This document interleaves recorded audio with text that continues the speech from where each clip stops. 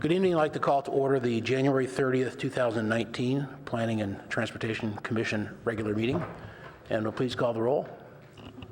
Commissioner Olczyk? Present. Chair Lowing? Present. Commissioner Riggs? Present. Commissioner Ruparvar? Present. Commissioner Suma? Present. Commissioner Templeton? Present. And Commissioner Waldfogel? Present. 7 present. Great. Full slate. First meeting of the year, and a hearty welcome to our 2 new colleagues. Welcome, welcome. Thank you. Chance to meet offline, and now we get to go to work. Very good. The first official item of business is oral communications on any subject that's not on the agenda. And at this point, I have no cards for that. So if anybody's intending to speak on something that is not on the agenda, we would need a card now. Okay.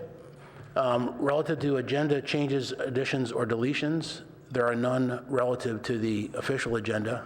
One addition was added later, but in plenty of time, and that's the election of chair and vice chair before the reading of the minutes. So the next item is city official report, so we turn over to Acting Director Light. Thank you, Chair Lowing, and welcome everyone. A few items to report. One is some updates at the City Council level. The City Council earlier this year, at the first meeting that they were considering official business beyond the election of or appointment of mayor and vice mayor, was to consider the Wilton Court project, which this commission had reviewed, and that was approved. It's that 59-unit affordable housing development, and under the affordable housing ordinance that the commission had also looked at and was endorsed by the city council. So that was approved earlier this year. And then this Monday, or last Monday, actually I don't remember, was it? I think it was Monday. The city council adopted the housing ordinance from the housing work plan. And that, of course, the commission will remember spending a good part of last year working on that. And that was largely adopted with the Planning Commission recommendations. There was a couple of nuanced changes here and there, and we'll try to get together a sort of a summary of the actions. It's going to go to second reading either in late February or early March for City Council final approval.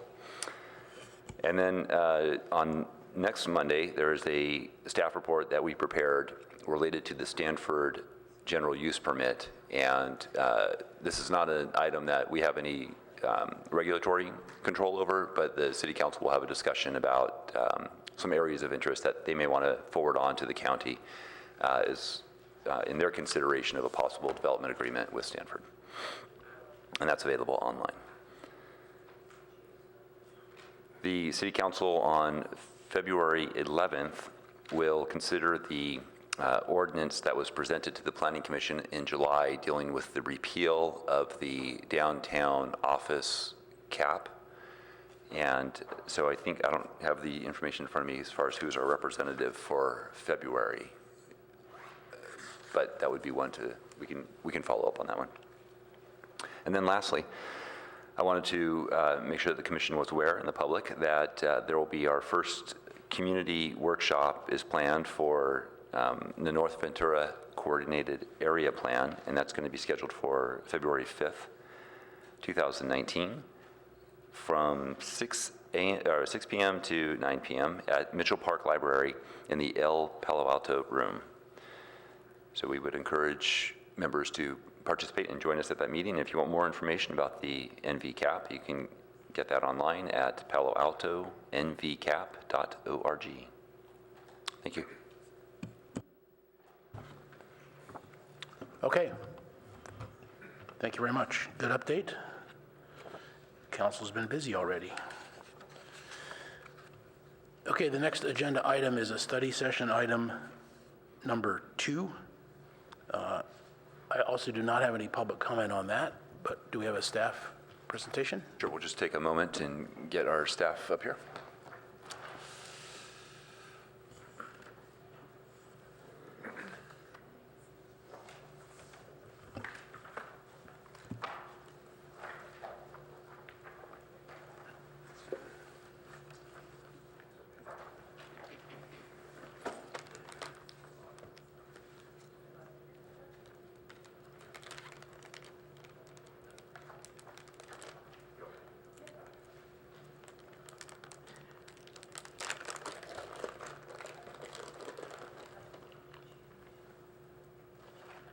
So Chair, we're going to go ahead and Karen's going to give you a brief introduction. Okay? Can you see it? It says the bottom right corner. There you go. Yeah.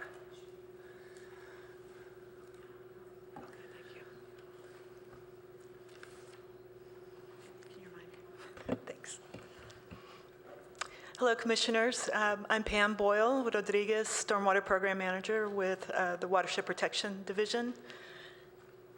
My name's Karen North. I'm Watershed Protection Manager. We're at Public Works and we're out at the wastewater treatment plant, but we also do stormwater compliance as well. So thank you for having us. We have a limited time on the agenda, so we just wanted to very quickly give you an update on what we're doing to develop the Green Stormwater Infrastructure Plan, or GSI. We're at the 85% version. We just posted it on our website, cityofpaloalto.org/GSI for Green Stormwater Infrastructure.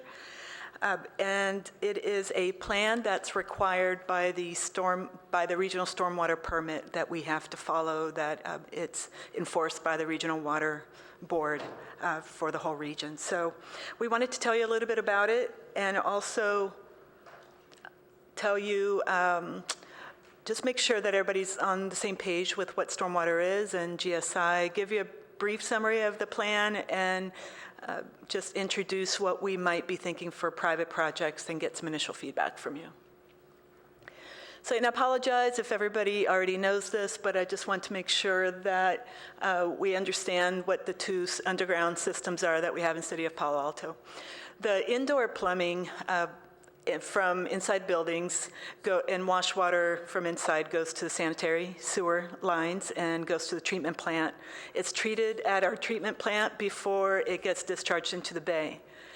Whereas our other system, our storm drain system, receives all surface drainage from roofs, streets, irrigation, from landscaping, and it goes into our storm drain inlet or catch basin at the curb and gutter, and it does not get treated before it gets discharged to the creeks and the bay.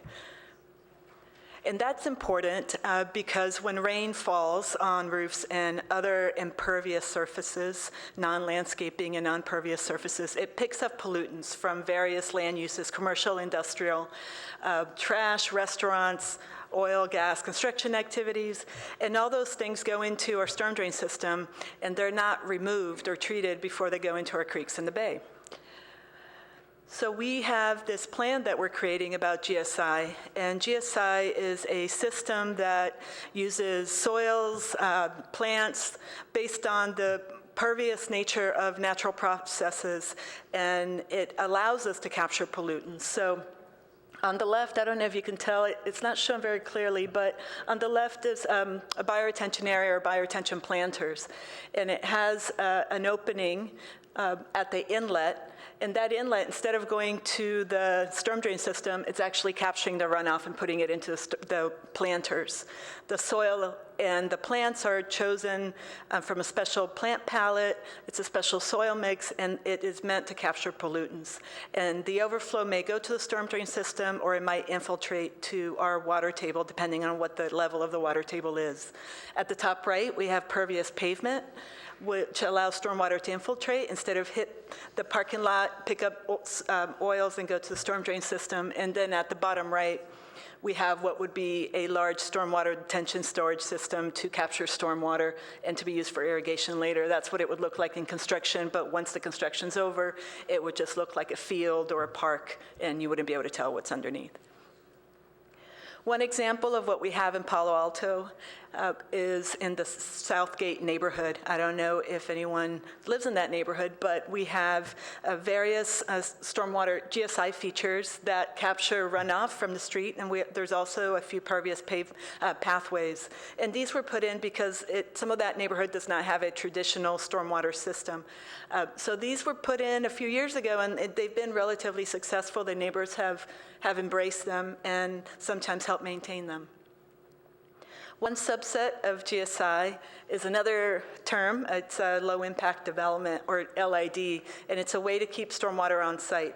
And this is important. This is going to be important because it touches on some requirements for private properties later. It's a way to not necessarily capture pollutants, but find a way to infiltrate stormwater. So this is an example on the left. Is traditionally structures have their roof runoff go down into the downspout to a storm drain system, or to the street.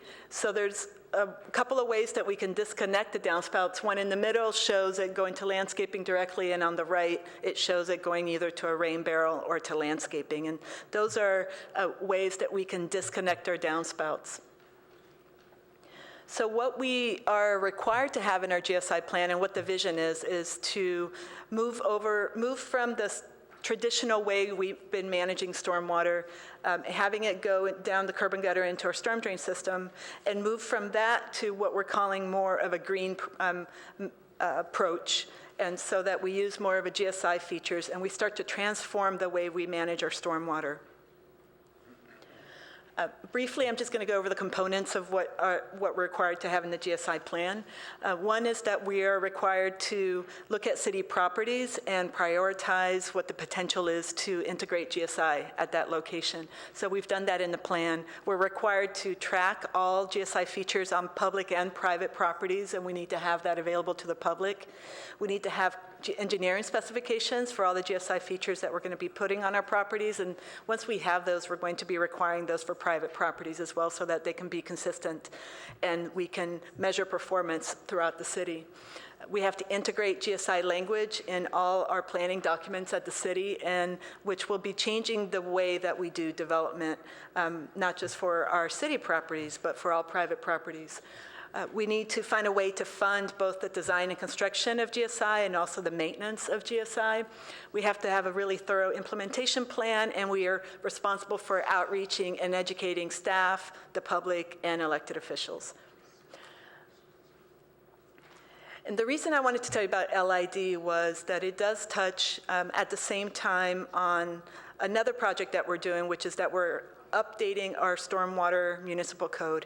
It's chapter 1611. We'll be going to council with that in a couple of months. And one requirement that we're having vetted by staff and soon the public is that we want to go beyond the current stormwater requirements. Right now, for projects that are 10,000 square feet or above, those are required to have stormwater treatment on site. We want to go beyond that, and we want to require LID. And as a reminder, LID just captures the stormwater and makes it stay on site, which can even be done by disconnecting spouts and maybe putting some pervious pavement and just designing a site to minimize impervious surfaces. We want to do that for projects, all projects that are less than 10,000 square feet. So if they're not required to have stormwater treatment, we want them to at least keep their stormwater on site. And for single-family homes that are between 2,500 and 10,000 square feet, they would be required as well. And that's something that hasn't gone through yet, but just in case there's feedback on that, I wanted to share that with you. And for one more item that we have in our plan is, as I mentioned, the plan really focuses on city properties and our right-of-way, but we are putting some ideas forth, and once the plan is accepted, we're going to really be looking at how to integrate more GSI in our private properties. And one thing we're considering is maybe decreasing that threshold of 10,000 so that we can trigger more GSI in private properties. We're also considering creating an alternative compliance program so that for projects that are maybe from lot line to lot line and stormwater treatment can't fit on site, there might be an option to pay an in lieu fee to the city so that the city can then maybe put GSI on their public properties or on streets. And another option is maybe looking at development projects, and when development projects occur, if they meet particular criteria, then they would be required to integrate GSI and build GSI in the right-of-way. Of course, that does bring up questions of who would maintain it, so we're at this point not ready to propose any new requirements because we have to really think about the logistics and details. And finally, in terms of the GSI plan, right now, as I mentioned, the 85% plan is out. We're hoping to get comments and have a 100% draft. We're going to have a public meeting in a month and a half, and once we get those final comments, we're hoping to have a final plan done in May and hope to go to council and have it accepted by the end of June at the latest. And then we are required to submit it to the Regional Water Board in September. Thank you. Okay, and then Jonathan, would you like to comment on our purview here, just a study session? Yeah, so I think this is being presented not only to the Planning Commission, but also to the Park and Rec Commission as well. I think that the interest here is just to see if the commission has any insights or perspective based on the material that's been provided in the testimony. The actual purview will ultimately be with the City Council when they adopt the plan. But you are connected to the community, you hear community issues, and so some of you, I think, may even have some experience with redevelopment. So to the extent that you have some interest or perspective on that, we'd welcome that. Okay, great. So just light up your lights if you want to speak. The first light I see is Commissioner Waldfogel. I'll bite. Thanks for the presentation. Just a question for you. I'm not familiar with GSI issues, but I'm a little puzzled by one of the assumptions, which is if stormwater stays on site, then it's percolating locally into the soil. And doesn't this just shift the problem around into a local groundwater plume issue for any contamination that might be in that water versus bringing it to a central location where we can actually process it? Well, the main point of keeping it on site, if it's not being treated by any kind of stormwater treatment measure or GSI, then at least there's less flow going to our storm drain system, and it's being slowed so that there's less impact from increased flows to the creeks. At the same time, if it infiltrates, because in some areas, unfortunately in Palo Alto, we have a very high water table, so we can't always have it infiltrate down to groundwater, to a groundwater aquifer. We have a couple of different aquifers in the city where it might infiltrate, and the actual water supply is much deeper, and we likely won't have it infiltrate for a water supply aquifer. The groundwater plume is also much deeper, and if we are in an area where we have a groundwater plume, then we wouldn't allow it to infiltrate to the ground. We'd have to capture it in some kind of maybe lined area where it would go back to the storm drain system. So the pollutants would be captured, but it wouldn't be making the groundwater plume migrate. Yeah, I think that you need to just refine that argument a little bit more, because it certainly doesn't come out in what you presented to us tonight. And I know that we've taken up issues about chemicals migrating from the research park into other areas. So just be prepared for that discussion, because what you presented to me sounds like a real non-starter, and I'd just like to understand the science of this better. Can I just make another comment? So any green stormwater infrastructure that the city is creating in an area where there's a plume, it actually will be lined. So there will not be any infiltration into the groundwater basin in those areas.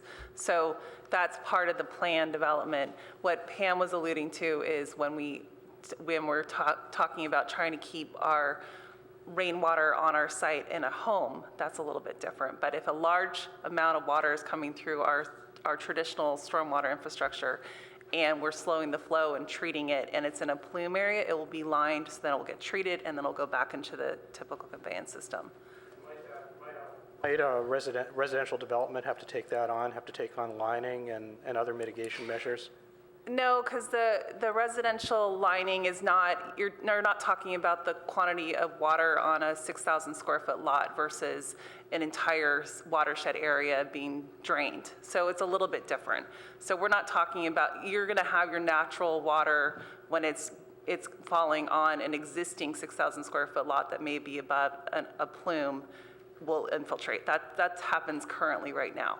So we're talking about these large-scale watersheds that are coming in.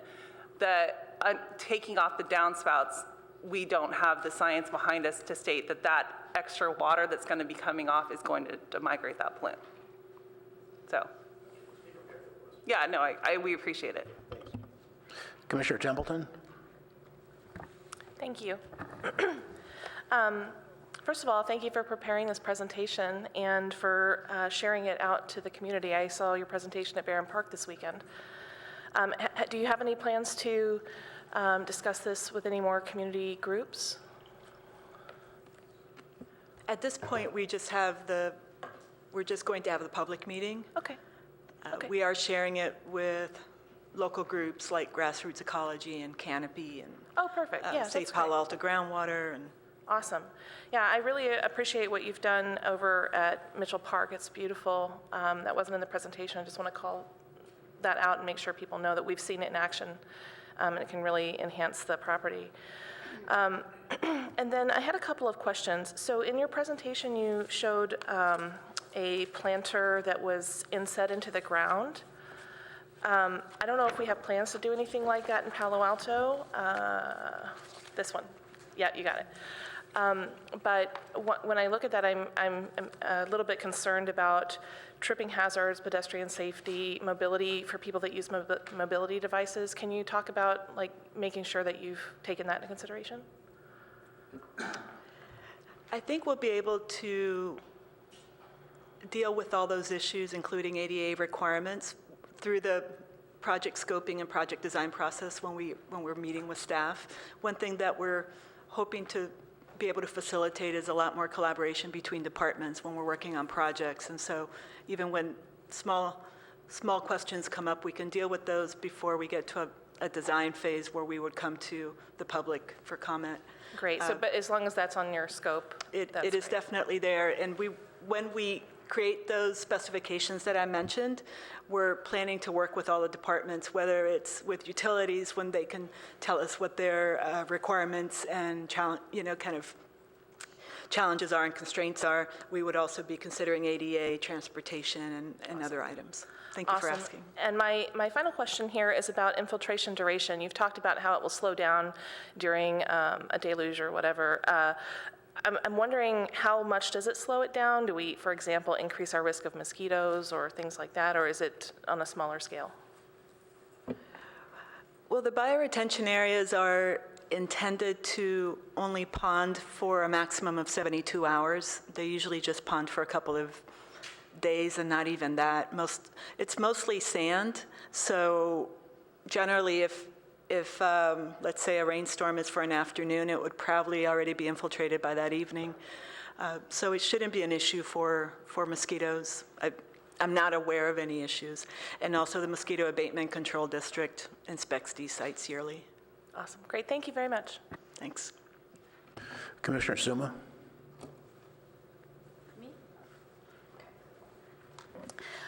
Thank you very much, and I toured around the South Gate, and I think the job that you did there was really nice. I mean, it looks really great. So I was just curious, this is a very general presentation, and it looked from the last slide like this is the only time you're coming to this body. But when will you have a comprehensive citywide list or map of the projects and where they'll be that people can look at? We currently have a prioritized list in our plan. It does not prioritize projects, it prioritizes locations. So it looks at all our city-owned properties, and based on particular criteria, like where bikeways are, the kind of soil, where we know localized flooding or ponding occurs. Based on various criteria, we've prioritized all our city-owned properties and identified which are at least the highest priority or the best ones where we can put GSI features. We didn't present that today because we had a limited amount of time. We could always present more information in the future, whatever you would like. So the community meeting is where community members will find out if there's going to be a project in a park or street or something near them? Is that the idea? Well, they would find out what the initial prioritization is. So right now we actually are, as staff is also reviewing it, so some of that priority might change. But what we've done is just use an unbiased prioritization method based on criteria, and we've prioritized where we think it could go. So maybe larger parks, or maybe we've identified a lot of surface parking lots that the city owns that are just completely impervious and that we can retrofit. But we're not proposing any projects or even project concepts. We're not there yet. In the future, when we propose any projects, then we would be coming back to you to discuss that. Okay, thank you very much. Commissioner Riggs. Thanks. I appreciate the presentation. I think one suggestion, there are actual green complete streets guidelines that actually have LID suggestions. So it definitely might be good to reference those also so they get picked up by Transportation Division. So, and I think that goes back to Commissioner Templeton's comment as well. But there's plenty of resources out there in that area. But they don't always refer to it as LIDAR, or LIDAR, sorry, other life, LID, other acronym. The other thing, I throughout the presentation and looking at the material, I'm struck that, and we're not thinking about retrofits of existing, it feels like it's all new construction. So is there any consideration of policy language and or programs that could be nestled in, that could be either retrofits of existing structures, could even be targeted towards individual homeowners, like maybe even suggestions for future incentive programs that could actually allow for individual retrofits? And I know this is not, I'm pretty sure this is not an anomaly, that other communities have either incentive programs or retrofit programs for individual downspouts, and I didn't see that in the presentation, so I'm just curious if that's a consideration.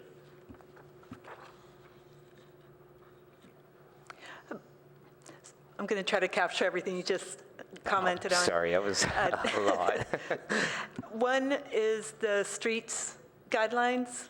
Are you referring to the NACTO Green Street guidelines? Yeah, so NACTO has some stuff, but I actually, it's funny, look at Adrian Grieve, Adrian Grieve and another person from Cal Poly San Luis Obispo have done a lot on this topic as well. Mm-hmm. And she bundles her stuff with climate sensitive infrastructure. So it might be good to just broaden beyond just the typical Green Book guidelines. So that would, just to clarify, I'd say look beyond the Green Book. Well, I would say that we're probably, although we haven't prioritized streets, that we're going to probably want to put more GSI on streets than on our parcel, so we can get more bang for the buck. And we are hoping that we can work with the Department of Transportation so that we can create some very specific Green Street guidelines, and we definitely will use those as references. Thank you. The other item is that we're looking a lot at redevelopment. So yes, there's construction happening, but there's a lot of, as we all know, a lot of redevelopment going on in the city. So we want to try to capture those opportunities. Because we are very tied to a strict timeline by the regional board to submit this plan in September, already accepted by the council, we wanted to really just focus on the city properties and our right-of-way for now, and we are going to really dig deep into what we can do with our private properties. And in terms of project locations, in terms of whether it's a new project like a parking garage that the city is going to do, or all our parks that we might be able to retrofit, we are thinking a lot about retrofitting, like when there's park improvements, when there's pathways that are replaced, when parking lots are replaced. We're really going to think about all of those in terms of retrofitting and how we can even just grade it differently so that it goes to the neighboring landscaping instead. Well, let me just nudge just a little more, because I do think, you're doing all this work on public infrastructure. There's got to be a way to slip in. I mean, if we could slip in some policy language that nudges us to, I do think there are many citizens that, even given proper guidance from utilities, would be able to contribute to the entire watershed as well. So it just seems like we want to make sure, I would want to make sure there's not a missed opportunity that's there. So I'll take one topic that I think Pam didn't address, was you're talking about the small, the residential development and existing infrastructure. So we actually already have an incentive program. We definitely are trying to revamp that and improve it on rain barrels and cisterns and green roofs and permeable pavement on existing. So if you're a homeowner and you want to update your patio or your driveway or get a rain barrel, we have an incentive program currently. So I think that was one of the questions you had earlier, but in regards, I think Pam's going to answer your second question that you just were commenting again. You want to talk about that? Well, I do just want to address it, and if you happen to look at the plan, you would see it, but one item that I mentioned is integrating GSI language into all our planning documents. And so one thing that we will be doing is creating some policies to direct staff to every time that they're working on projects to address how to integrate GSI into their projects, so that it will be basically a new requirement for city staff. If funding is not available, there's an understanding that it cannot happen every time, but we will be creating new policies in place. For utilities, there are some extra challenges and constraints with that, but we're working with them. Are we addressing what you mentioned? It's all good. Yeah, I think my point is recorded and acknowledged. I appreciate that. Thank you. Commissioner Walczak? Thank you for your hard work. So two comments. I imagine that City Council would prefer not to host the first unveiling of this completed proposal. So it may be worthwhile for the chair or the interim director to reach out to the mayor and determine maybe if this plan should sort of meet review at one of the commission levels first, just suspicion. And then the second thing I wanted to ask you about was, I was under the impression that Palo Alto had strict requirements regarding stormwater for a single-family home development, because supposedly the public stormwater drain system was highly susceptible to being overwhelmed. So with respect to the intent to expand, can you sort of shed some light on how the requirements you're contemplating expanding to single-family homes is different from the current requirements, like requiring bubblers to be over 10 feet away from property line? I don't think we have a code that allows, for example, roof water to go down and to the street directly. I think it has to be sort of surface maintained in a bubbler first, and then potentially, if it's overflowing, onto the site. So what are you guys contemplating in expanding that? There are some separate public works engineering requirements about the bubbler that you mentioned, and there is a push to keep runoff on site. I think we just want to push it a little bit further. There's some various things that can be done, like disconnecting downspouts during a redevelopment project. If a project is a particular size, at least from the stormwater side, I'm not going to comment on the engineering requirements, but what we want to do is just reduce that threshold requirement. So for single-family homes in particular, as you asked, if they're at least 2,500 square feet or above, not including the landscaping, then they do have to integrate one LID feature on their property. And so we're trying to say, well, no matter what size your project is, as long as it's above 2,500 feet, you have to keep all your stormwater on site. And it's relatively similar to what's happening now. We're just trying to widen the amount of projects that are having to do that. We're also hoping through just an outreach component to try to get folks to disconnect their downspouts, even if they're not doing a redevelopment project, if it's possible. Okay, so would you characterize, I'm just curious because would you characterize the current code's use of stormwater drainage into bubblers as maintaining water on site, or is that, because I sort of, when I think of a bubbler that's 15 feet from like a property line that starts overflowing, that's essentially trying to contain as much water as possible, and then it really doesn't overflow very often, right? So if it's overflowing, then it's sort of further maintaining the water on the site and table. Is that really that? I'm only asking because I want to understand if there's some other piece of this that I don't. So there's a little bit more pieces of it. If there's a new development, when they're putting it in, we'd actually probably require some kind of digging down, trying to get some area where they could keep some of that stormwater on site. So just putting a bubbler in, all that does is move the problem away from your foundation, and then eventually it will just bubble up into the existing storm drain system. And there's really no capacity to take any of that stormwater. So one of our goals is, yes, we say keep it on site, which is, as we know, it's almost impossible in Palo Alto when you're on clay. It has to go somewhere. So it is going to eventually go into our traditional gray infrastructure, but we're trying to slow down that flow and basically not overload our system. So we're still working on some of those items in terms of our code changes, but we are going to be trying to strongly encourage more of the low-impact development requirements on residential. Right now, they only have to do 1 out of 5, and we're going to actually try and require more when we go back to council. Okay. Did that answer your question? Yeah. Okay. All right, well, good luck. Yeah, thanks. Okay, I have a couple questions as well.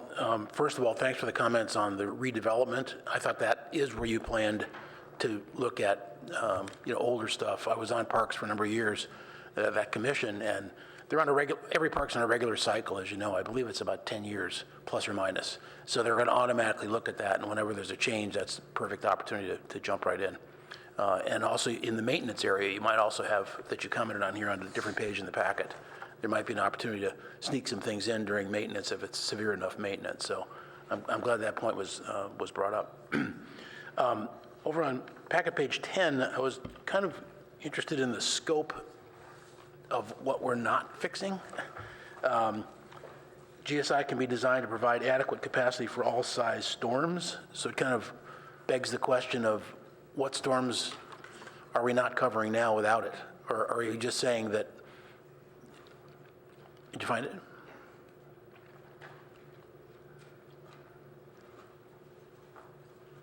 So you're asking what size storms are we not treating with GSI? Yeah.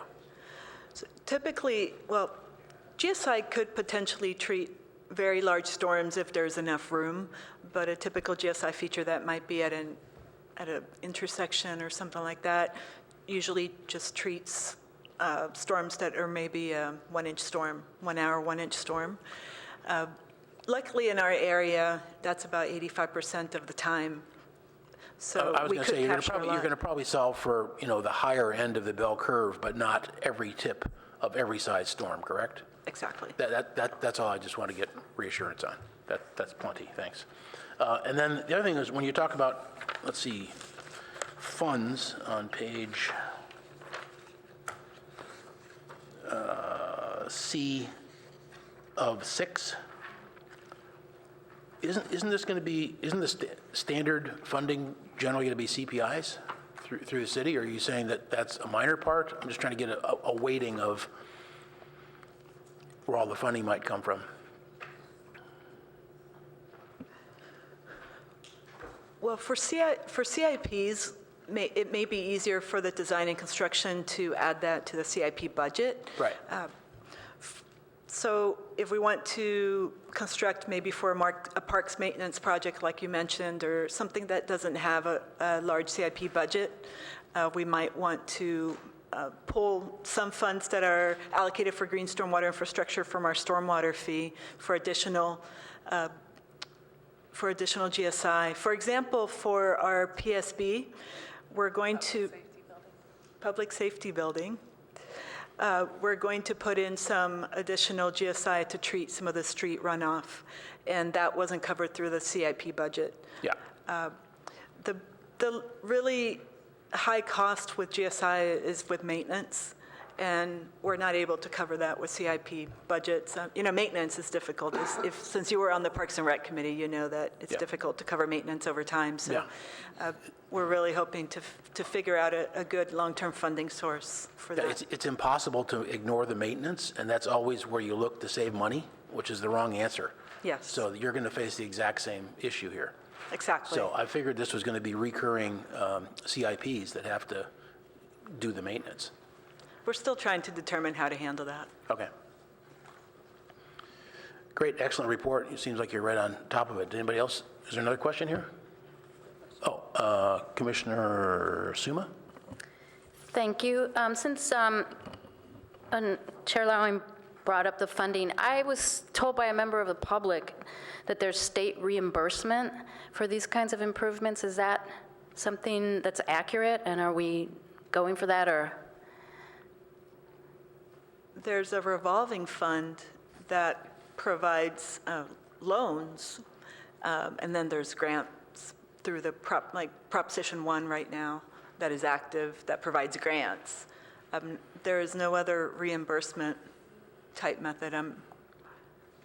Could you be referring to grants? Or? No, I don't know exactly Okay. what this member of the public was referring to, but since the funding source was brought up, I thought I'd just ask. But to your knowledge, there isn't. No. Thank you so much. Thanks. Okay, thank you very much. Thank you very much. Thank you very much for your time.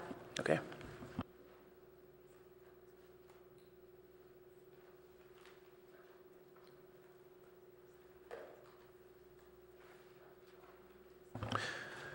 The next agenda item is number 3, which is a public hearing on recommendation for amendment to 1818-120 of grandfathered uses and facilities. So do we want to have a presentation here first, and then we'll do public comment?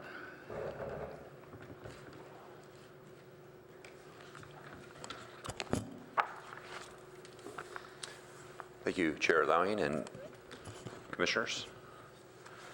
Just a brief presentation. The municipal code establishes regulations that tells us how to address buildings and uses that no longer comply with the city's codes, whether it be development standards or permitted uses. And for the downtown area, those regulations are specific to this part of the city. And that is the focus of the regulations that we're discussing here this evening. Every once in a while, these codes will be updated to reflect changes in policy. And this subject code section was last amended in early 2016. And at that time, we were seeking to allow for minor changes to grandfathered buildings to improve pedestrian-oriented features at the ground level. Last summer, we learned that there was an inadvertent change to that code section where provisions related to non-compliant uses was continued into the grandfathered building or facility provision. And this was not one that was highlighted in the staff report or recognized in the ordinance through our typical means of striking out language or underlining language. There was no discussion about it from staff or at the Planning Commission or at the City Council. And as I mentioned, we learned about that change last summer. And the Commission, no doubt, has heard how this change has impacted a number of properties downtown, the President Hotel, of course, being one of them, but there's also a number of other properties that have been impacted.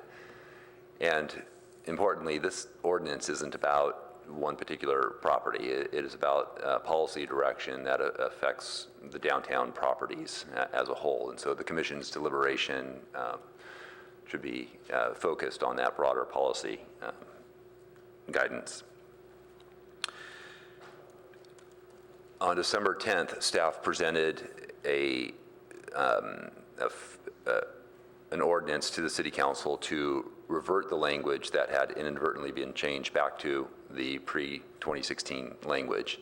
And it was during that conversation that the City Council directed that the Planning Commission consider this ordinance and also include a provision that would, to the extent that it is permissible under law, preclude the conversion of residential area to non-residential area.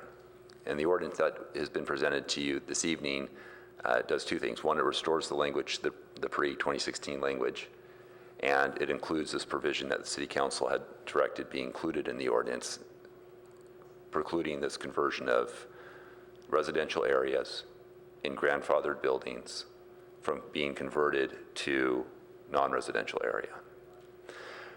The staff report established a process by which one could assert a waiver to remove property, rental property from the rental market, often cited as the Ellis Act on that. And the process included a review by the director, which, as the commission knows, is the sort of the typical process in our review procedure, that the director reviews and makes decisions on a number of applications subject to appeal to the City Council. We, of course, have heard received a lot of testimony or emails and correspondence from the community. We've heard some concerns about that particular approach, and in hindsight, we couldn't agree more that anybody who would be seeking a waiver under this type of a provision, there ought to be a public hearing and an opportunity for public comment on that. So there is at the dais is an App Places memo, and I believe there are copies that are provided in the back room, where we retain the same waiver provision, but anybody seeking to take advantage of that would make that request to the Planning Commission, and the Planning Commission would make a recommendation to the City Council. The Planning Commission, of course, would have a notice public hearing on the matter. And then the recommendation would go on to the City Council to be accepted, or if they wanted to schedule their own public hearing, they could do that as well. So that's what's being presented to you this evening. We're happy to answer any questions that come up from the Commission. Thank you. So I think we want to take public comment next. Yeah, typically that would be, unless the Commission has any clarifying questions from the presentation. Right. But I want to make sure that everyone knows about this At Place memo, because we discussed it yesterday quite at length at the pre-meeting to come up with some different options based on, certainly my concerns and the public concerns about how that ordinance provision was written up. So it's quite a bit different now, and there are copies back there for you to take a look at. So we're going to proceed with there's no copies? Albert? No, there must sorry. be some copies. You guys run, okay. So we can, we can produce more copies. Okay. The other thing I could do actually is Put it on the screen. one of us can read it into the record, but. Okay. You can't put it on the screen, can you, Jonathan? How long is each public speaker? So we're gonna make some copies. 3. 3 minutes. Are you on board with this sequence? I don't know. Whatever you like.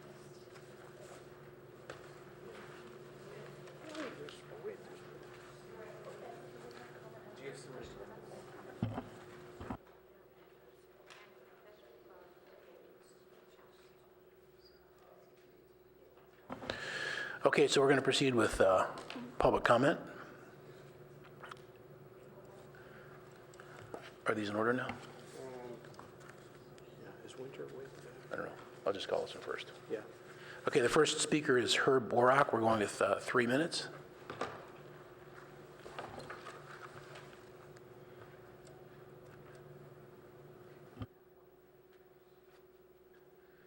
Good evening, Chair Lowing and Commissioners.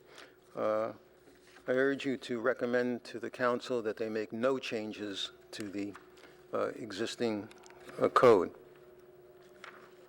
You've been presented with 2 changes. One is the new subsection F. That's not probably something for the staff to be deciding or commission to the council. It's a legal question. If an applicant has a problem with the code and its implementation by the city, the proper place to handle those legal questions is in court. The other change made is to delete the language that currently exists relating for continued use and occupancy, which is in B, at the beginning of B2. Perhaps someone thinks that the City Hall or 525 University Avenue or Page Mill Square could be turned into housing, but they neglect the fact that it doesn't have the plumbing that's needed throughout the building for individual residential units. If someone wants to convert a commercial building to a residential building, and the commercial building exceeds the current zoning limits, they could do what you do whenever you convert a unit like that. You demolish it and you build a new one to code. We have been presented, the council and the commission, with the story that staff just learned of this change in the zoning code because the council adopted it in 2016. The council makes adoptions to the zoning code and changes on recommendations from the Planning and Transportation Commission. Every one of those reports that you received in September and October of 2015 on the first update to the zoning code was signed by individual staff members at various levels. And the approval from the highest ranking staff member was from John Late. To come to you now in the passive voice and say, oh, we just discovered these changes, I don't believe it. The only people who voted to retain the original staff recommendation to the council were council members Fine and Tanaka, who were the chair and vice chair of this commission when the zoning update was approved. They are the persons most knowledgeable of what was coming before the commission because, as Chair Lowing says, prior to the meetings, there are pre-commission meetings. And in those days, it was habit and custom of both the chair and the vice chair to do it. So I say, no changes. Thank you. Okay, thank you. The second speaker is Dave Lanferman. 3 minutes. Good evening, Honorable Chair, members of the Commission. My name is Dave Lanferman. I'm a land use attorney with Rutan & Tucker here in Palo Alto. I wanted to appear briefly this evening just to follow up on the letter that we submitted earlier today. I apologize for not getting it to you at least yesterday, but there were some delays in production. This is an issue that we have been looking at since the wording in Section 1818.120 was focused on last summer. We, along with city staff, researched the city archives. It appears that the language of this section was changed in 2016 between the first reading of the ordinance and the second reading. So this did not occur in the normal course of well thought out, well deliberated city legislation. We think the staff report was excellently well prepared and makes a sensible recommendation to restore the language to the way it has been in Palo Alto prior to 2016, and as it is in almost every other city in California, where cities try to encourage property owners to bring their non-conforming facilities into conformity without this inadvertent restriction on continuing the same use. In Palo Alto, as in many cities, changes in the market, changes in the economy, changes in the community indicate that buildings that were built 40 years ago for one purpose may no longer be suitable or in the public interest to be locked into that use forever. So we do support the staff recommendation to delete the language in 1818.120B. With regard to the second part of this, however, that is the City Council, in asking staff to look at this, gave them a virtually impossible task in terms of trying to, it appeared that the council was hoping to take measures that would help preserve residential facilities in the downtown area, notwithstanding the obvious conflict with the general plan. State law preempts this area and ties the city's hands. A property owner who has residential property who wants to go out of the residential rental business has an absolute right under state law to do so. and shouldn't be required, and cannot legally be required, to go through a waiver process, which the recently produced changes would make even more cumbersome and time-consuming. This is a situation where the waiver is required to be granted in nearly every case that a residential property owner wants to change the use of his property.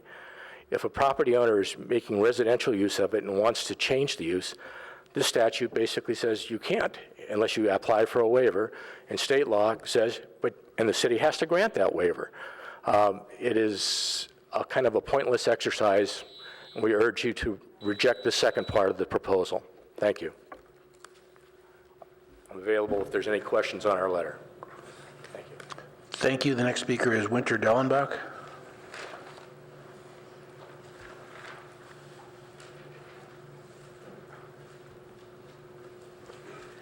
Hi, I live in Barron Park. Forgive me if my remarks are a little ragged tonight. I prepared for a different proposal instead of the...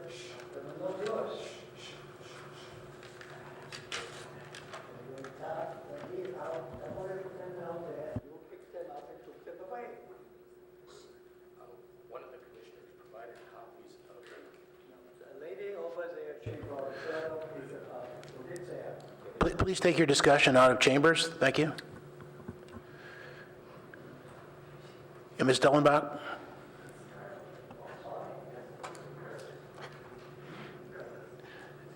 I prepared for a different proposed ordinance change. So I very quickly tried to shift some things around given the 11th hour changes to the proposed ordinance. First of all, I didn't understand the previous speaker. I didn't see anything in this proposed ordinance that said that the waiver was mandatory, that anybody had a mandatory duty to request a waiver. Maybe I misunderstood. I wanted to say that I strongly support the first clause of proposed F. The residential portion of any grandfathered facility shall not be converted to a non-residential land use or reduced in area or number of units. I support that. The rest of the proposed ordinance I very much do not support around the ability to request, for an applicant to request a waiver. And I have several reasons why I don't support it. And I probably have more reasons had I had more time to prepare for the new proposed ordinance. One reason that I don't support it is that the waiver applies to all of Title 18. All of Title 18, that is our entire zoning code. That is a sweeping change in this proposed ordinance. So it's not just to the bit of the code that is before it, but to the entire zoning code. And I don't even know what consequences that has, and you don't either. It also adds Title 21, which has to do with condo conversion. I don't know what consequences that has. Furthermore, the only law named by staff in the packet is the Ellis Act, yet in all the times that this has been discussed at different city meetings, never has a specific clause of the Ellis Act ever been articulated. I want the specific area of the Ellis Act that presents a conflict or area preemption articulated, the exact section. It's not enough to just say there's a conflict. We need actual information from the city about that. Furthermore, the act acts as a cancellation clause, meaning that if you have the waiver there, it cancels out the first part of F, the prohibition on being able to of the conversion. And that just seems nonsensical to me. I'm almost done. We shouldn't, on the one hand, prohibit and on the one hand then take away the prohibition. Our housing is valuable and it's one of the highest priorities in the city. So this is an internally contradictory proposal. I'm almost done. Finally, the waiver will have an adverse impact on housing in the city, in the downtown area. If you pass the waiver part of it, only pass the first part of it, please do. And thank you. I could have said more, but Thank you. The next speaker is Roberta Alquist, followed by Mary Sylvester.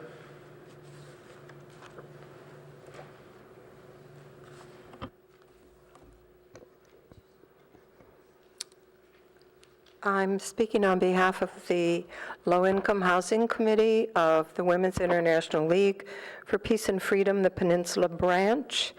I was pleased to see that you made some effort to respond to some of the citizen input. In fact, significant responses, but it's still not enough. A waiver should not be used to address this issue. It's too broad, it's too expansive, as other people have said. We're concerned about low-income housing, about below-market rate housing. We're losing this every day as people get evicted and new projects go up, and there's no recourse for these tenants. Developers should not be favored over tenants. Tenants represent nearly half the residents, half the population of Palo Alto. We need to be inclusive in all of our actions, have public hearings, transparency, and our position is that we reject this waiver as a solution to the issue. Housing is needed, rental property is needed. The folks at the President Hotel still are trying to find proper housing, not elite fancy hotels. I would recommend that all of you take a look at Randy Shaw's book, Generation Priced Out. Palo Alto doesn't fare well in this book. It's written by a lawyer who's concerned about housing in the Bay Area, and his position is that homeowners oftentimes do not seek to support tenants' rights or housing, and Huntington Beach was just recently sued because they're an extreme example as a city who's done nothing about serving the needs of tenants. So our position is make no changes to the existing code. Thank you. Thank you, Mary Sylvester, followed by Neva Larkin. Good evening, Commissioners. I'm Mary Sylvester, a 41-year resident of Palo Alto. I, too, had prepared a different speech to deliver tonight, so this is going to be somewhat extemporaneous. I'm here to urge you, Commissioners, to reject planning staff's proposal that I believe favors developers and property owners over the best interests of residents, 50% of whom in Palo Alto are renters. We have heard the City Council decry for years the affordable housing shortage in this community. Now we are ready to let private interest trump the public good. This waiver would allow developers and owners of private interest to essentially get a free pass by putting in writing that the grandfathered facility law conflicts with state or federal law.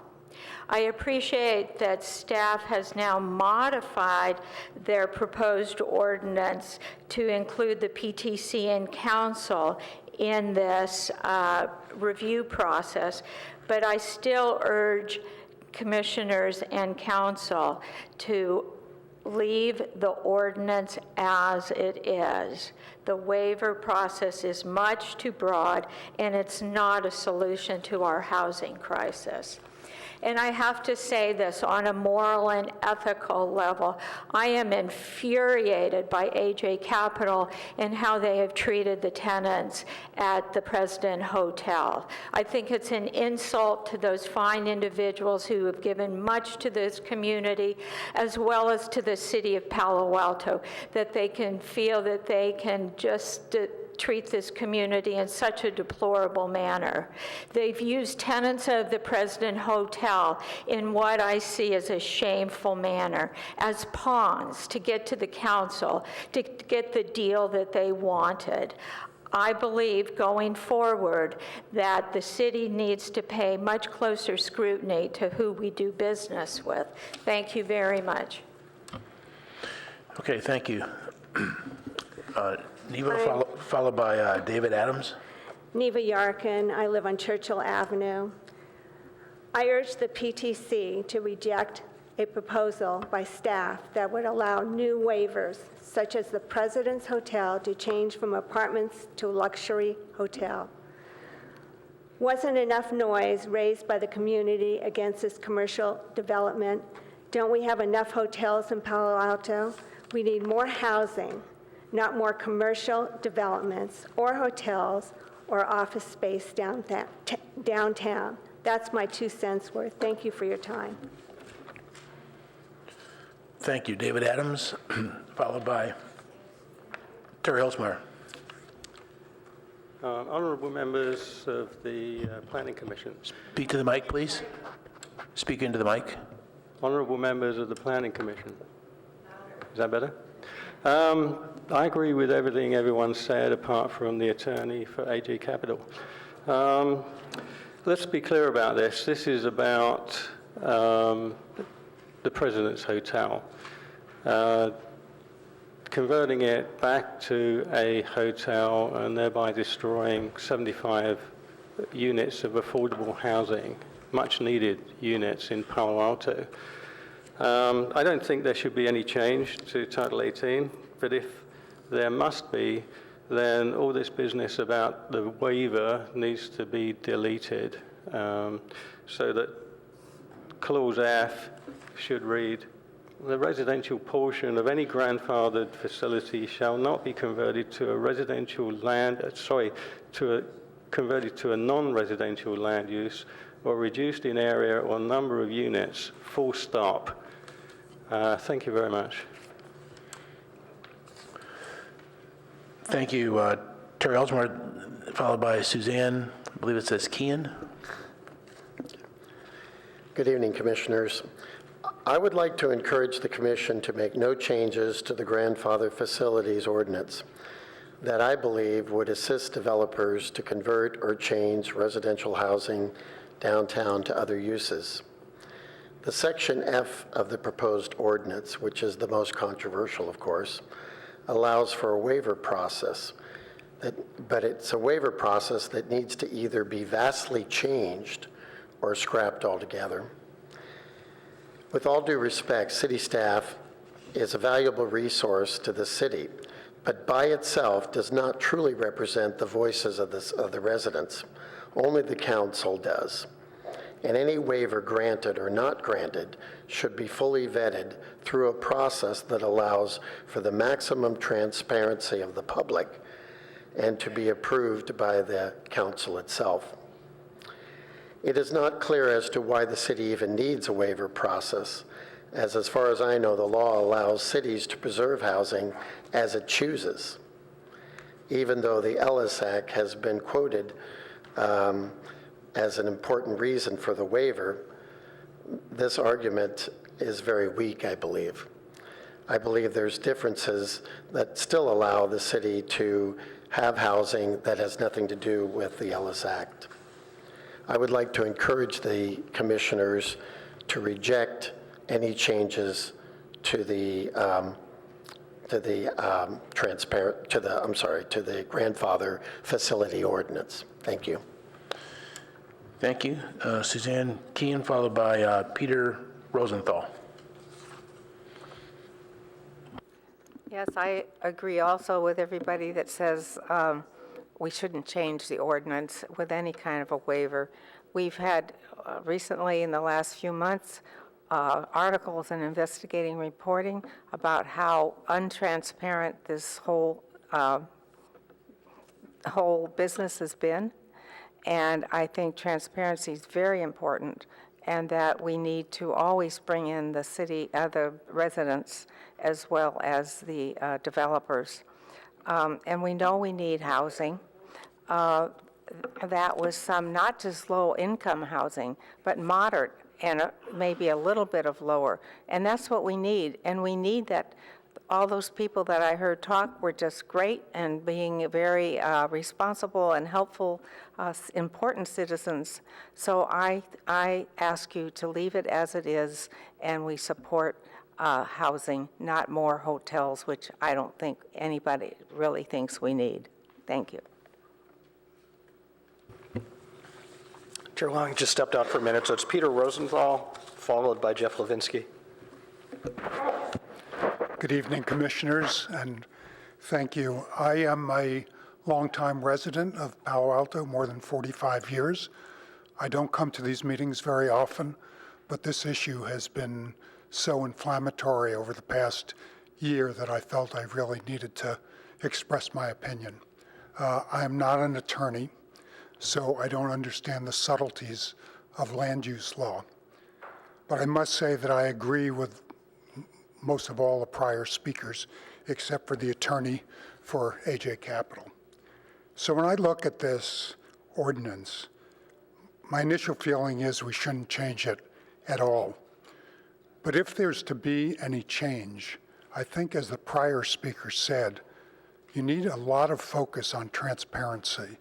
And if residents of an existing facility which is seeking a waiver or any change in their status is brought before the commission or city council, I think every resident needs to be alerted to that fact, and not just by publishing it as a line item on the council or the commission's agenda, but by direct communication with every resident, and this has not happened in the past. In addition, we're constantly, not only with regard to this issue, but other city land use issues, being threatened by the fact that the Ellis Act doesn't allow this or doesn't allow that. I really wonder, Jonathan and City Council, have we gone out and sought expert opinion on the direct implications of the Ellis Act for each of the areas where it's been brought up as a reason we can't do something? If we haven't done that, I think we ought to spend the money to really understand where and how the Ellis Act affects us. So thank you. Thank you. Next up is Jeff Levinsky, followed by Fred Balin. Good evening, Commissioners and staff. Peter just sort of gave my talk for me, but I'll try as well. First of all, I very much agree that the tenants of a building shouldn't, wake up and discover that a waiver has been granted and their, residential use has been wiped out or something like that. So an important aspect of any waiver should be how the tenants are notified properly. The waiver, as Winter Dellenbach mentioned, the waiver that's being proposed is extraordinarily broad.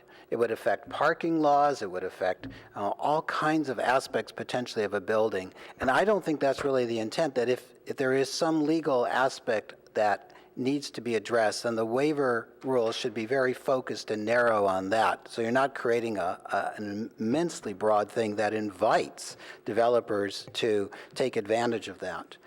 The Ellis Act keeps coming up. And I've actually gone and read the Ellis Act, and I even went and got a hold of the appellate decision that is mentioned in the letter given to you today by AJ Capital's representative. And I want to read you a quote from that because it's really instructive. Here's what it says. It says, now the Ellis Act, as you probably know, gives the owner of a rental property the right to stop renting it out, but it does not give them the right to change the use of the property. Here's what the appellate court wrote. A city retains its traditional police power to regulate the subsequent use of the property after the property's removal from the rental market. So the Ellis Act does not present the threat that you've heard. It does not say that someone has the right to leave the residential use of their property, to abandon that and turn it into offices or factory or hotel. Nothing like that. Were that the case, all over California, apartment buildings would have winked out of existence and been replaced by office buildings or something. The Ellis Act does no such thing. It does not present the threat that you've heard. And in fact, I would appreciate if staff would not write in the staff report that the Ellis Act is the reason that we have to fear this. They have cited no other state, no other federal law. So we have this extraordinary circumstance that there is actually no compelling legal reason whatsoever for this waiver process. There are some other problems with it. And that is that we already allow people to go to the council through appeals or to go to court and have our laws overturned if we have erred and made inappropriate laws. We don't have to put a waiver on every single law in the city code for this. So why do it for this particular one? It invites people to take advantage of it rather than keeping our laws simple and clear. Finally, I agree with everyone who's pointed out we need to preserve housing. Existing housing is the most affordable housing that we have. So a process that undercuts that is the wrong kind of process. Thank you. Thank you. Fred Balin. And next is Ann Marquardt.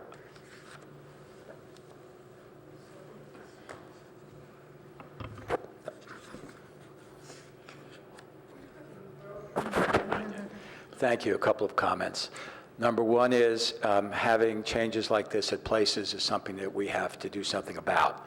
We should have a process in the Planning Commission where the public is notified when agendas to Planning Commission meetings are released. And then if there are substantive changes to the agenda or colleagues' memos at places, things like this, that should be updated so the public can know. It's really not enough time. The other comment I wanted to make is a statement was made by Councilor Lamferman describing what happened here at the Planning Commission at the City Council in 2015 and 2016. I'm going to have to watch the tape to get it clear, but there seemed to be some indication that Council gave some kind of indication that what is being asked for and advised here was discussed. That is not the case. This item came to the Planning Commission on, well, it was part of 60 items that came to you on over 4 meetings back at the end of 2015. You did not see the exact wording until the very last meeting, and it is true it was not redlined, so it was hard to notice. There was no discussion on the item for reasons I will bring up at another time, but there was no such statement that I'm aware of at Council saying that there was any indication that the kind of action that we see now should have gone through. They were discussing and a different aspect of that provision of the code. Thank you. Okay, thank you. Ann Marquardt, followed by William Ross. Good evening. My name is Ann Marquardt, and I'm the Executive Director of Project Sentinel, which is a fair housing agency funded by the City of Palo Alto to provide fair housing services. And there is a connection between fair housing, civil rights protection, and affordable housing, and that is when you have high income, middle income, lower income populations, those of lower income are going to be people with more likely protected status under the fair housing laws. Fair housing laws have protected categories of race, national origin, disability, families with children, and other protected categories. Those categories are going to be, again, found more in low-income populations than in higher-income populations. And if a municipality like Palo Alto severely limits, reduces the availability of affordable housing for its lower-income population, there's a possibility that that could be a civil rights violation. And so I would caution the city to be very careful in the zoning ordinances and any provision there that would reduce the availability of affordable housing. So I certainly am in agreement with the other speakers when they talk about transparency and the desire to support and maintain affordable housing for our lower income populations. We're in the middle of a housing crisis. And these protections are very, very important. So I hope you take this into consideration. Thank you. Thank you. Mr. Ross, followed by Rainier Ritan.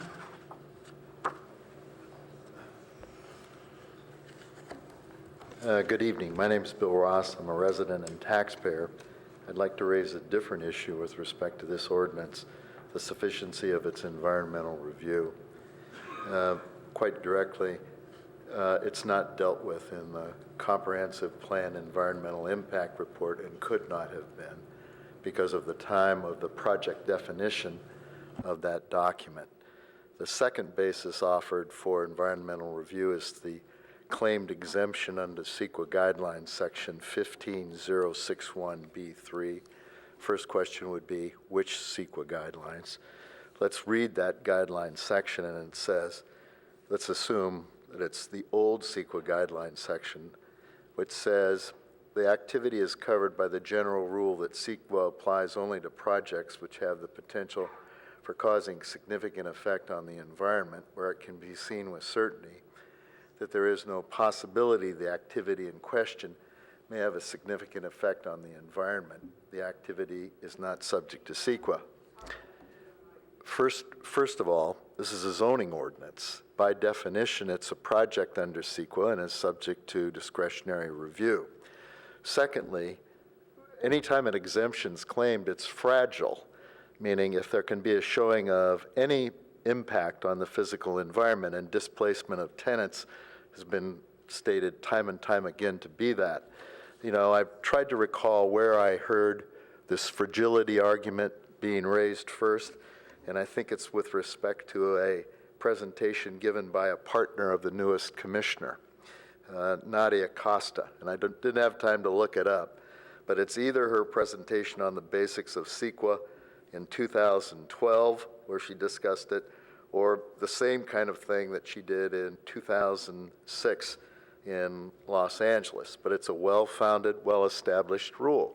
So regardless of the substance of this ordinance, the way staff's presented it in terms of compliance with CEQA is simply not supported either by the law or substantial evidence. Thank you. Thanks very much. Mr. Rathan? And next up would be Beth Rosenthal, who at this point is our last speaker. Hi, I'm Rainer Pitan, and I have lived in and about Palo Alto since 1978. I first really got I noticed that this was going on December 10th on the city council meeting, and I was infuriated. This was a major change, not a minor change, as a lawyer recently, 5 minutes ago here said. But it was put on the city council agenda in a very sneaky way, that if you just read it, you wouldn't notice. But fortunately, somebody sent around email and that this is going on. In the content, what I noticed is many references to the Alice Act, of which I know a little bit, and it's also very interesting that countries like Germany, where I was a city planner at one point, has something very similar.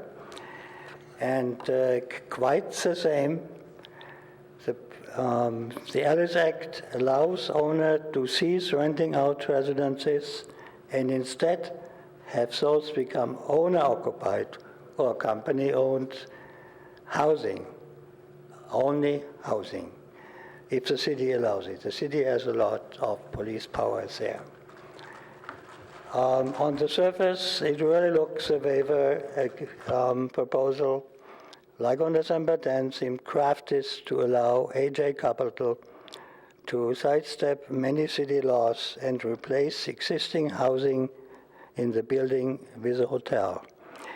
Even if that ordinance was a mistake 5 or many years ago, Originally, I think now it really is close to what the majority of people in Palo Alto wants, as evidenced by the successful collecting of signatures to reduce the caps by half, which for the people who organized this was a compromise. There was a large minority who actually want to bring it to zero.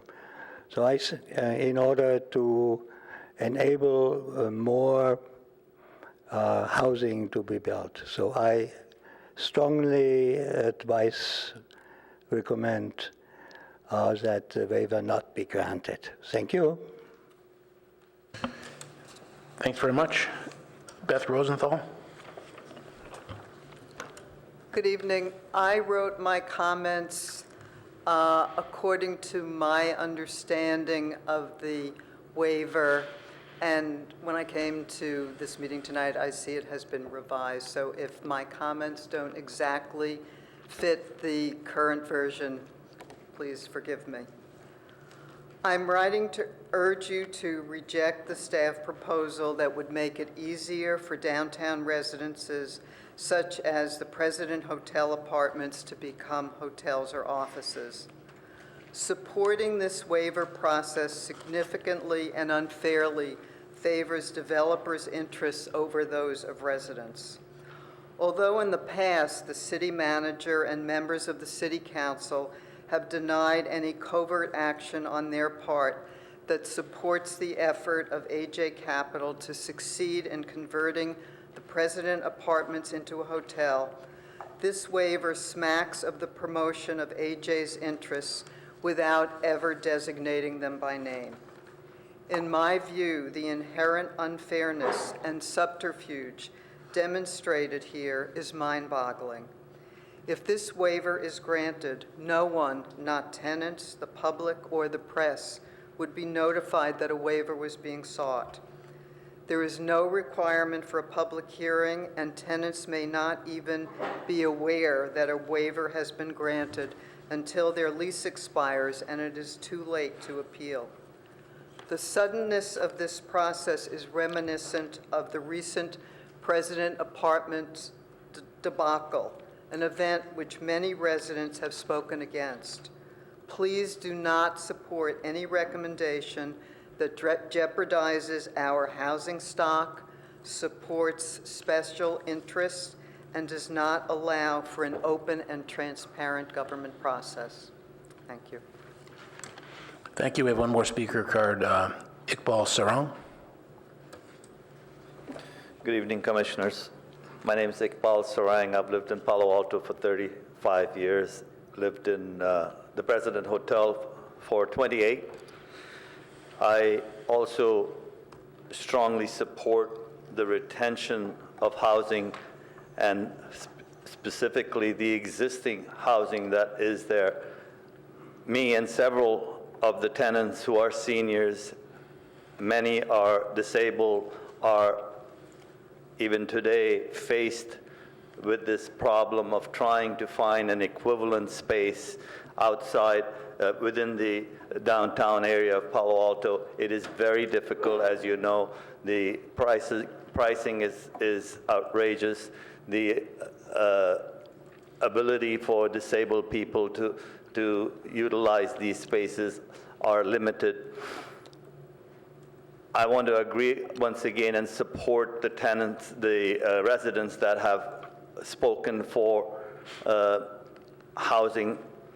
We are facing a very large problem with housing today, and it is unbelievable that we can forward this idea where 75 units of housing that is compact can be eliminated forever. I support some form of protection. I strongly feel that it is a responsibility for you, the commissioners, and for representatives on the council to help protect us individuals who are in dire need. Thank you very much.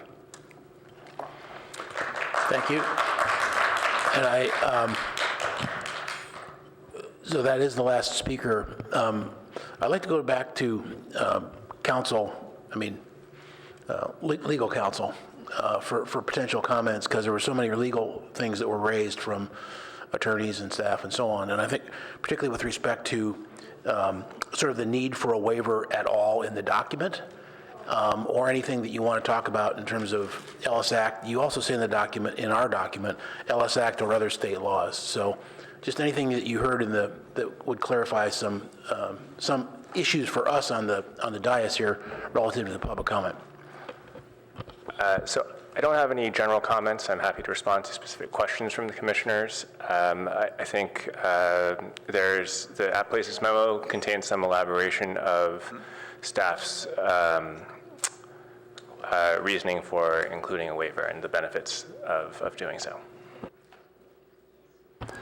Okay, let's go to Commissioner Rapovar. So I had a question for the city attorney. The Ellis Act is a state law, right? And it would preempt any local law we have, is that correct? So the Ellis Act is a state law that can have preemptive effect on local laws if the local laws conflict with the Ellis Act, yes. So currently under our municipal code and our laws and whatnot, how do we deal with instances where we have state preemption of local laws? Do we specifically call them out and have a waiver process and have it go through council, or is it silent? I just want to, do you get my question? How are we currently dealing with preemption issues where a state law comes in and, deals with a specific issue and says? I think we do try to anticipate those issues if we can. I don't believe that there is an overarching process that's established in our code. So, if there's an issue that staff has not been able to, did not anticipate, that's something that either, the council could consider amending the code, or, it's something that we would resolve through litigation. And then one more question. Currently, as it stands, if somebody applies for an Ellis Act conversion, do we currently require waiver or hearings before the Planning Commission or the City Council? Setting aside grandfather facilities, all of this. No, so none of the city's laws inherently conflict with the Ellis Act. It will depend on the way that they're applied to specific circumstances, and often it's going to be the overlap of a number of different laws that the city has on the books. So I guess to answer your question, there's no requirement simply because someone is bringing an Ellis Act conversion that anyone seek a waiver. Most of the time our laws will not conflict. Mm-hmm. Thank you. Okay, there was one card that came in simultaneously with the first commissioner speaking, so I'm going to allow it. Annette Ross. Thank you. Well, better late than never. Good evening, commissioners. I wish to add my voice to those urging you to not advance the proposed grandfather facilities ordinance waiver. Public participation is important to the land use process. Laws protect it, and it is an important part of a basic pillar of our government, checks and balances. If the staff's proposal is accepted and approved, the public is circumvented. So is City Council, and so are you. The proposal provides for an appeal process, but we all know that decisions made carry momentum and are thus harder to reverse. Should the proposed process be approved, the planning director and the planning department will hold the keys to the kingdom, so to speak. I think it is not good policy to give one person or one department that level of discretion over our built environment. Even if here and there, it might be easy and nice to have a super easy path to approval, we are better off with a system that is open and transparent. There are safeties built into the current system, and those safeties ought not be forfeited for any reason, any department, or any person. Thank you. Okay, so that definitely concludes the hearing part, and we're going to go back to the dais here for commissioner comments, and the next slide I see is Commissioner Templeton. Thank you. I'm going to ask a slightly different variation of the question you already heard. Is Section F legal? And I mean this in a pretty straightforward way. There's several different speakers who've said that they did not feel that it was legal. You have reviewed it and you feel that it's legal or before presenting it. Is that correct? Yes, that is correct. Okay. If I understand correctly, City Council's direction to staff was to include a provision to require property owners to continue residential use of property even if that property was zoned as commercial. Is that correct? So for example, the scenario that has been brought up as an example tonight is property with a residential use, but it is zoned otherwise. Is that correct? So all the property in the commercial downtown district is zoned in a manner that allows mixed use. Is mixed use? Yes. Sorry. Thank you. I couldn't hear that yet either. Okay. So what we're evaluating here in Section F is to require property owners to maintain a residential use even though other uses are allowed. Is that correct? That's correct for grandfathered facilities. For grandfathered facilities only? Okay. Yes. So I'm trying to understand the scenario in which a waiver could be denied. Maybe it'd be better to start in that direction.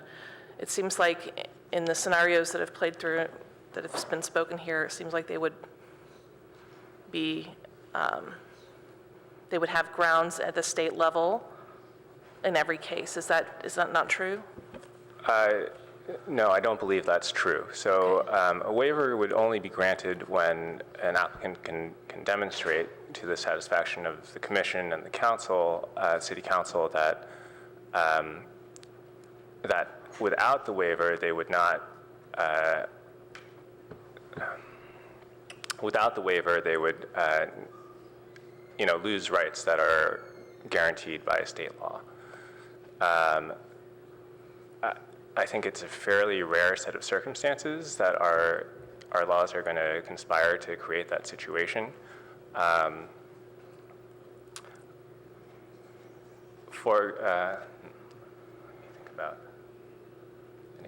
trying to think of if I can come up with an example. So if you have a grandfathered facility that has a residential use and you'd like to take that out of residential use, in most cases you are able to simply demolish that building and rebuild it to code so it's no longer non-conforming. And then you can have, a commercial use to the extent that's permitted under the code. Great, that you anticipated my next question was, does this prevent a developer or property owner from demolishing a building? Nothing in the code section before you would prevent that. Do you think that if we include it in our code, it would encourage property owners and developers to demolish historic buildings rather than negotiate? So we have a separate section of our code that protects historic buildings. Okay. But for simply buildings that are non-conforming because they're too large, I think in general the policy of the city's code is for those buildings, we'd prefer those buildings to be complying. And so if a non-complying building that was too large was demolished and replaced with a complying building, we would see that as a net positive change. So you don't see demolishing a building as a workaround if a developer wanted to bypass this process? It's possible unless there was another law, such as the historic preservation law, that prevented it. Okay. I have a couple more questions.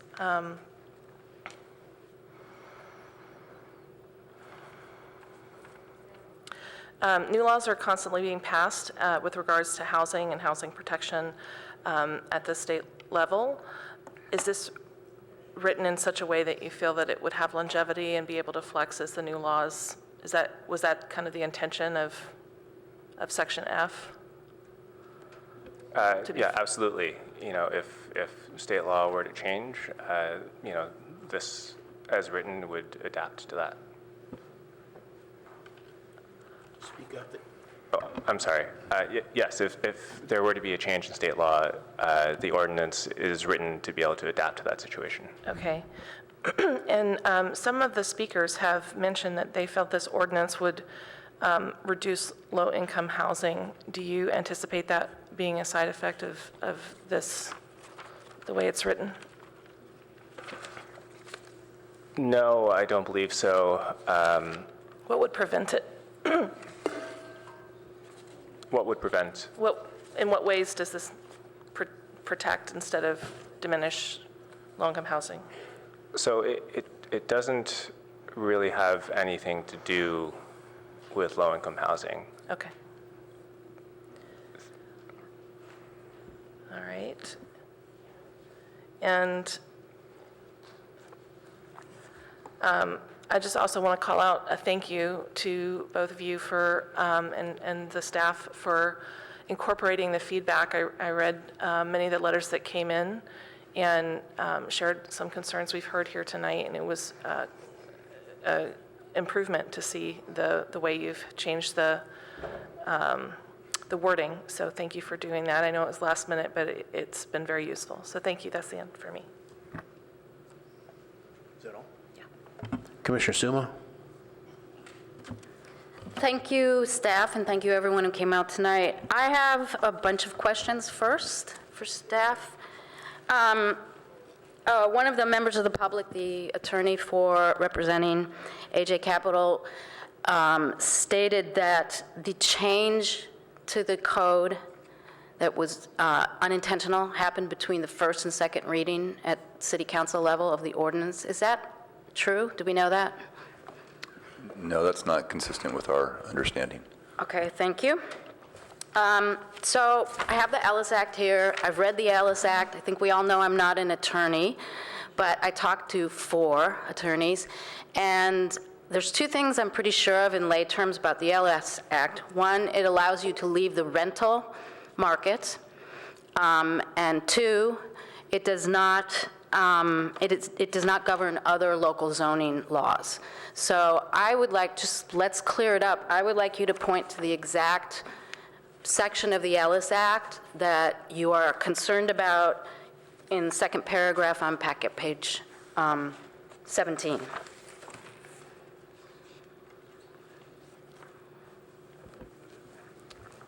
So I'm not going to speak on the record about attorney-client privilege matters. Sorry, I couldn't quite hear you. I'm sorry. I can't get into attorney-client privilege issues on the record.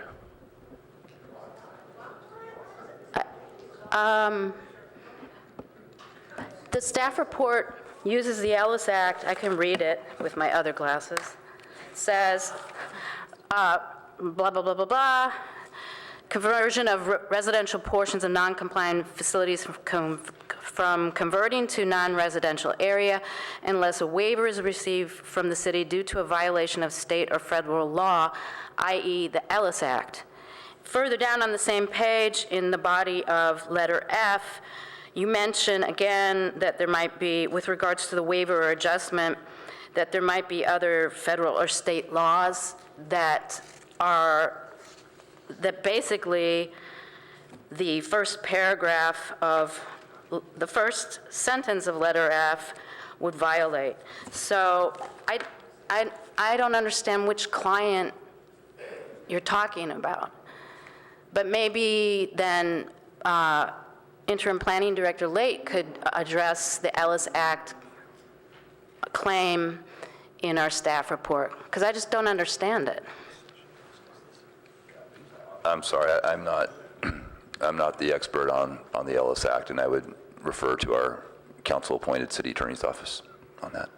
But the city attorney just said he couldn't answer the question, and that's what we're basing some of the changes and what we're considering tonight on, so. So I hear we both hear your question, we understand it, and it's not a question that we're going to be able to answer at this moment in this form. Okay. And so I mean, so you can, it's fine to, question that. I don't, no issue with that, but what we're telling you is that we're not able to answer that question right now. Okay, And well, so that, if you have other questions that for we the can record, I answer. find that astonishing, but I don't think there's any violation of the Ellis Act that we would be in danger of violating here. Additionally, and I do appreciate that because I suppose of letters and emails received and concerns of the community, that you changed this, but on the other hand, the flip side of that is that at-place documents are very hard for us to vet properly, and the public has no idea they're coming. So thank you for that, but it does have kind of a dark side too. So another thing I don't understand is the addition of any provision of Title 19 and Title 21 in letter F, and maybe you can explain that. And why is Title 21 included here at all? Is it because of the condo conversion law? Yes, that's correct. So as I explained earlier, often it's a combination of different laws that act together that if there were going to be an issue would create that issue. And so this is written in a way that is flexible enough to allow the city council to choose which avenue they think is the most beneficial for the city. I have another question. Normally, when a director's decision, when an applicant feels a director's decision is in violation of either an interpretation of our own code or other laws that supersede ours, like state and I guess federal too, that applicant has a right to appeal through an appeal procedure that's laid out in our code very clearly. Why wouldn't we just use that same process that we generally use for any applicant that felt they were being treated in a way that was not consistent with laws, as opposed to the waiver process, if that makes sense?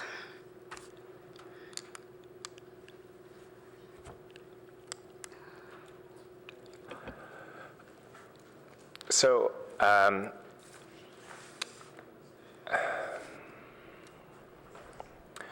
think the process that you are suggesting would, in the event that an applicant is, asserting that there is some preemptive state or federal law that requires the city to not enforce one of its local laws, that would then lead the council, put the council in a position of, on an ad hoc basis, in the appeal, deciding, to not apply one of its laws, and without there really being a process spelled out for how that decision is made.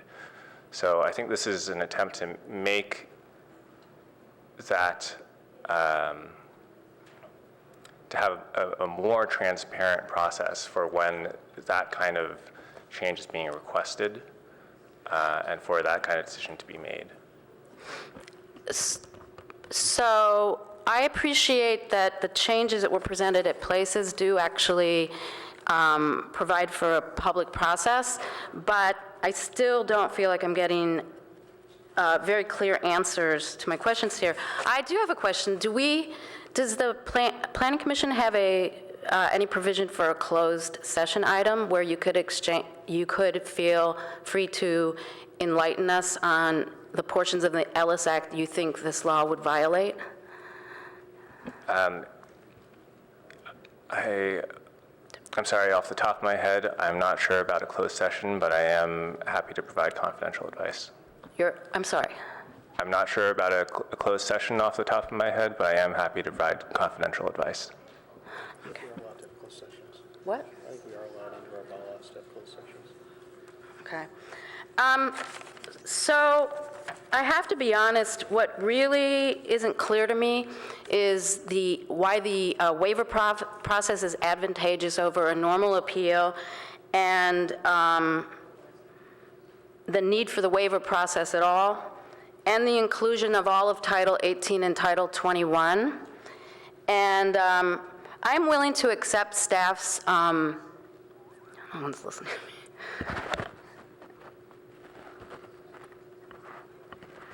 I am happy to accept that this was done, the change was made erroneously, and that staff would prefer, despite the fact that it's been a law in the books for 2 years, to strike the language that's proposed to be stricken for the continual use and occupancy by the same use in Section B of 1818-120, and I would be delighted to include F, the residential portion of any grandfathered facility shall not be converted to non-residential land use or reduced in area, et cetera, et cetera. But the whole waiver process to me seems inappropriate, and it seems like a special condition in our code put for this, for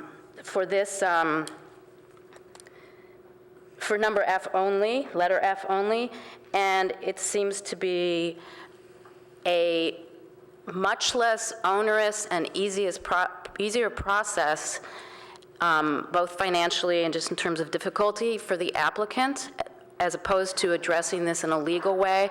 So I am uncomfortable with that, and I don't find that many of my questions can be adequately answered tonight with regards to some of these issues. So let's see.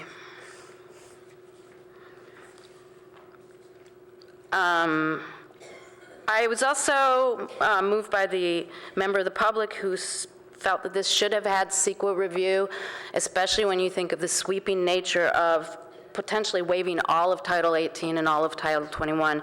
So I would be ready to make a motion on this after we have heard from the rest of our colleagues and made sure everyone has had time to ask questions. Thank you.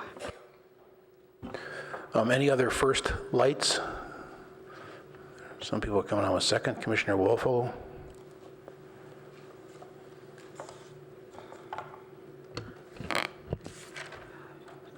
The comments that I was planning to make on this were that I'm trying to understand what the intent, what the code intent is around grandfathered facilities, and whether the intent is code that encourages eventual replacement with conforming, grandfathered non-conforming facilities, whether the intent is eventual replacement with conforming facilities, or whether the intent is something else. But I'm a little disturbed that there are legal assertions in the packet that we can't discuss openly tonight. So I'd like to make a motion to continue this item to a closed session where we can understand what the implications are, because honestly, based on what I've heard tonight, I can't vote yes or no on this because I don't have enough, and I will not have enough information. So we'll take a look at the closed session piece, but that's not a provision that has existed for the commission. It's not written into your rules of order, and I don't think it's necessarily appropriate to have a closed session. I appreciate that you're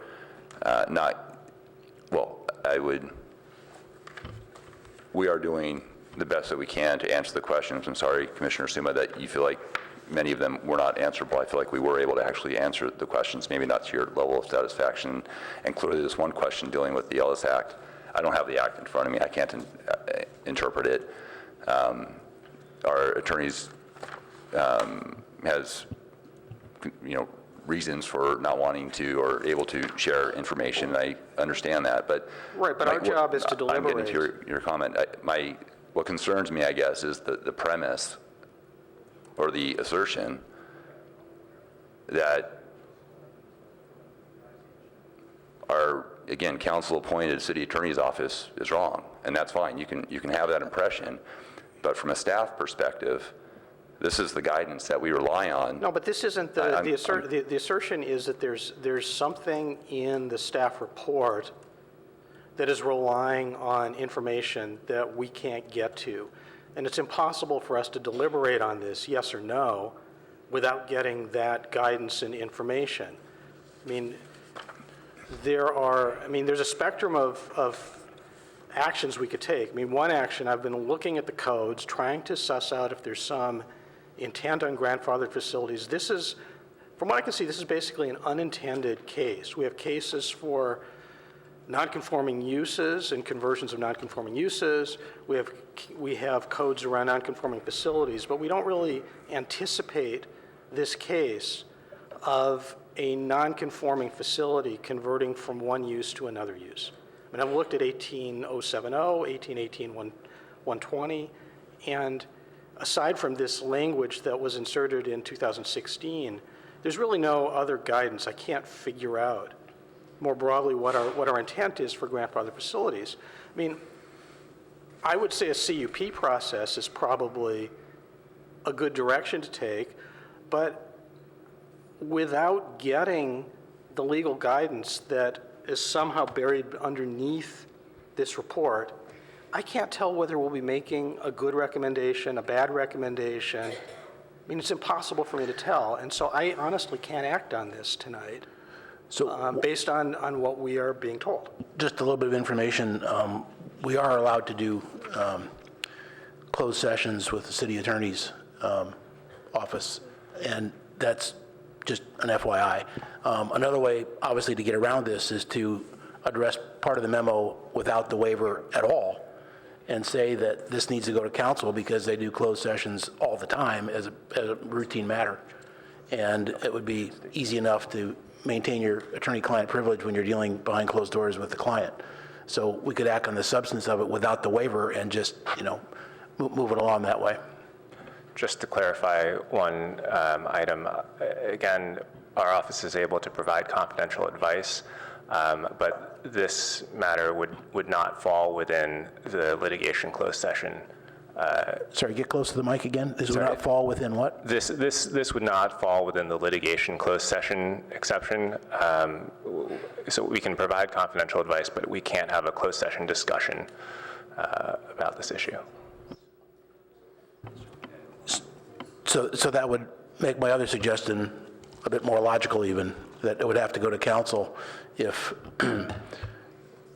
they would choose to have a closed session on it. Okay, so just a couple of points. This did go to City Council, and as a part of their action minutes, which is available online for December 10th, language very substantially similar to what is being presented to the Planning Commission, including this waiver provision, was presented to them. And it was Council's direction that we include this in the ordinance that we are presenting to you. I apologize for if that's not included in your packet. We should have provided that. So I think that, so that's one point. With respect to Commissioner Waldfogel's comments, this commission can decide that you're not satisfied with the waiver provision because you either don't agree or you don't like what it implies or what it's for, and that's a perfectly fine recommendation that you can advance to City Council. But I do think that the code does provide guidance for us in terms of how we address grandfathered structures and grandfathered uses. And prior to 2016, our code was pretty clear that you can convert in a grandfathered building from one use to another conforming use. That provision was the provision that was changed. So it is in our code and in other codes throughout many cities, the intent and desire when you have non-complying facilities or grandfathered facilities to have those orderly changed and eventually become a conforming structure or conforming uses. And our code provides for that. And to the extent that this commission could contemplate that policy, what was written before, what we're proposing, and what council had directed, I think there's enough room for you to be able to forward a recommendation on this matter putting aside the waiver issue if that's a point of contention. Commissioner Wolfogle, were you done with your comments for now? Yes, thank you. Commissioner Alcheck?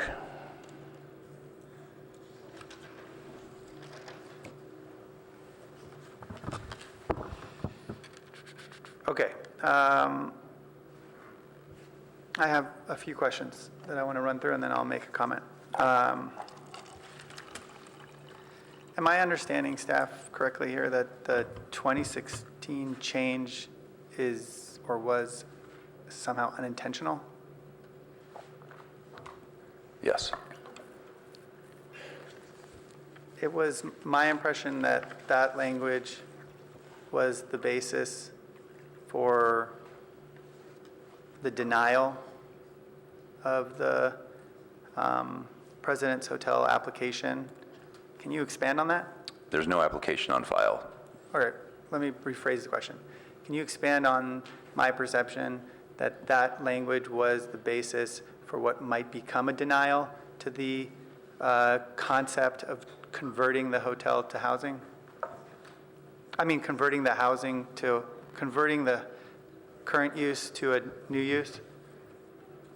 And there was a letter drafted by our planning department, right, that sort of took a position. I'm under the impression that that was the language we were relying on. So, right, I think I wrote a letter in mid-July to the property owner referencing this code section and asserting that they are, at present, it is not permissible to convert the existing apartment units to a hotel use, something along those lines.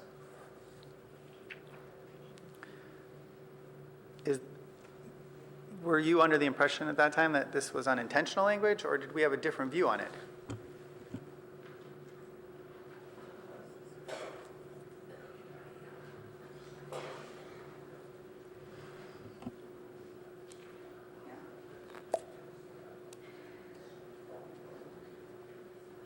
So just, we're trying to make sure that we're getting this was 7 months ago when we did this legislative history on this. I don't believe I knew at the time that I drafted the letter in July that it was a legislative error. We knew what the code said, and we had communicated that based on the plain reading of the code. It may have been after that letter had gone out, that we learned of the the inadvertent change to that ordinance. We were trying to trace that back as to where did that change take place. And we discovered it is taking place, again, inadvertently in 2016. Okay, so I agree that with one of the comments you made a little earlier to a fellow commissioner that, it's clear the council is directing staff, in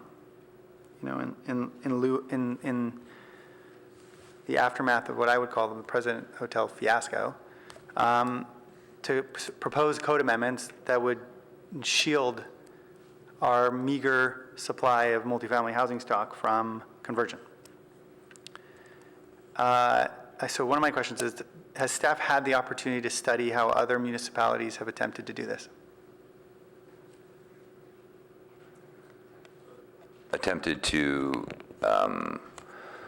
The language in this code proposal is one path, I assume, of potentially several that would shield housing stock from conversion under a certain circumstance. Is it sort of your view that you've had ample time to appreciate what other options there are for protecting our housing stock in, for example, the downtown from conversion under any scenario? So, conforming or non-conforming? Right, so I'll just take us one step back. I know there's been a lot of conversation about a specific property or discussion about that, but I want to remind the commission that this is not about a specific property. No, I mean in general. But you're asking me a specific question about housing loss. I would like to know if this, in your mind, is the best tool, if you've had enough time to evaluate whether other cities have other tools do we feel like we've fleshed out whether or not this is going to hold up in court? You know, I want to understand if staff feels like they've had enough time to grapple with what I think is council-directed council-directed action to facilitate the shielding of our housing stock. Okay, so again, this isn't an ordinance designed to protect housing. This is an ordinance that addresses situations where there are grandfathered buildings and there is a use that is being converted to another use. And so we have instances downtown where a restaurant wants to convert to retail. And so, and there are, there's a, half dozen of these types of examples. And if you'll just give me a moment to add some more context to this issue for you. There are approximately 250 properties downtown. There are about 55% of them, give or take a little bit, I don't have precise numbers, call it half, are non-conforming with respect to floor area, height, something along those lines. And so for half of that building stock downtown, we're saying whatever your use is that you have in there today, you cannot convert it to another permitted use downtown. You cannot go from retail to restaurant, restaurant to retail, personal service to any other thing. There are approximately 13 properties downtown that are multifamily properties. And so that just adds a little bit more color to the scale of the challenge that we're up against. And so when you ask me this very specific question about housing, I have to keep coming back to this. This isn't about protecting housing. There may be other tools available in planner toolkits to address this. What we're trying to do is restore what was a policy that existed in our code to what it was before and respond to council direction to find a way to protect, to the extent permissible under state or federal law, the protection of housing units. Yeah. And that's what we're trying to do here. Yeah, so look, I think you're contradicting yourself. And I would suggest that we operate with caution here, because if this is not about a broader sort of effort to protect housing, then it sounds a lot like spot zoning. And I'm trying to have a conversation not about a specific property. I'm trying to suggest to you that outside of this sort of very controversial site, it's my impression that while this is maybe the impetus to the discussion, if that's the right word, this feels like partly damage control and part of an effort to sort of course correct, right? So you've suggested that we have this unintentional language which is causing a conflict for a number of properties, including a property that's very controversial for this community. But not considering that specifically, you're also including language in your original recommendation and in the revised recommendation that goes a step further, makes an effort to protect housing. And what I'm asking you, and I'll move on because I think we've sort of, it's moot now, but what I was asking you was whether you felt like this is the best, whether you've had enough time to review all the options for this secondary goal that I frankly think is a part of your effort. So I'm going to move on from that. I actually really appreciate you getting more specific about the quote-unquote 55% non-compliance. That wasn't in the packet. The packet identifies that there are 250 properties, but we don't really have a sense outside of the language that says a number of them. But outside of that statement, we didn't really know how many of those 250 properties are potentially non-complying. So this 55% number I think is helpful. I think it would be equally interesting to learn of the 13 residential properties, how many of those are non-complying. I suspect you probably know that. I guess my question is, prior to the 2016 change in language,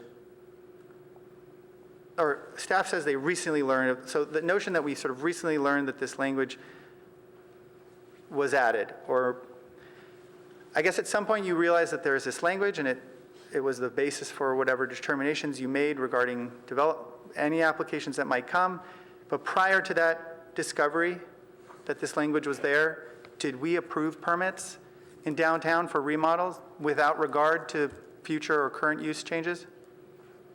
Yeah, it's possible. We've tried to do that research, and we've not completed it, but there's a number of changes of use and occupancy permits that get issued at the counter on a daily basis. So it's possible, but I don't have an answer for you. Yeah. So, I mean, look, I figured that was going to be the answer. And I would suggest, that council be mindful of the fact that we may have had a law on the books that wasn't enforced.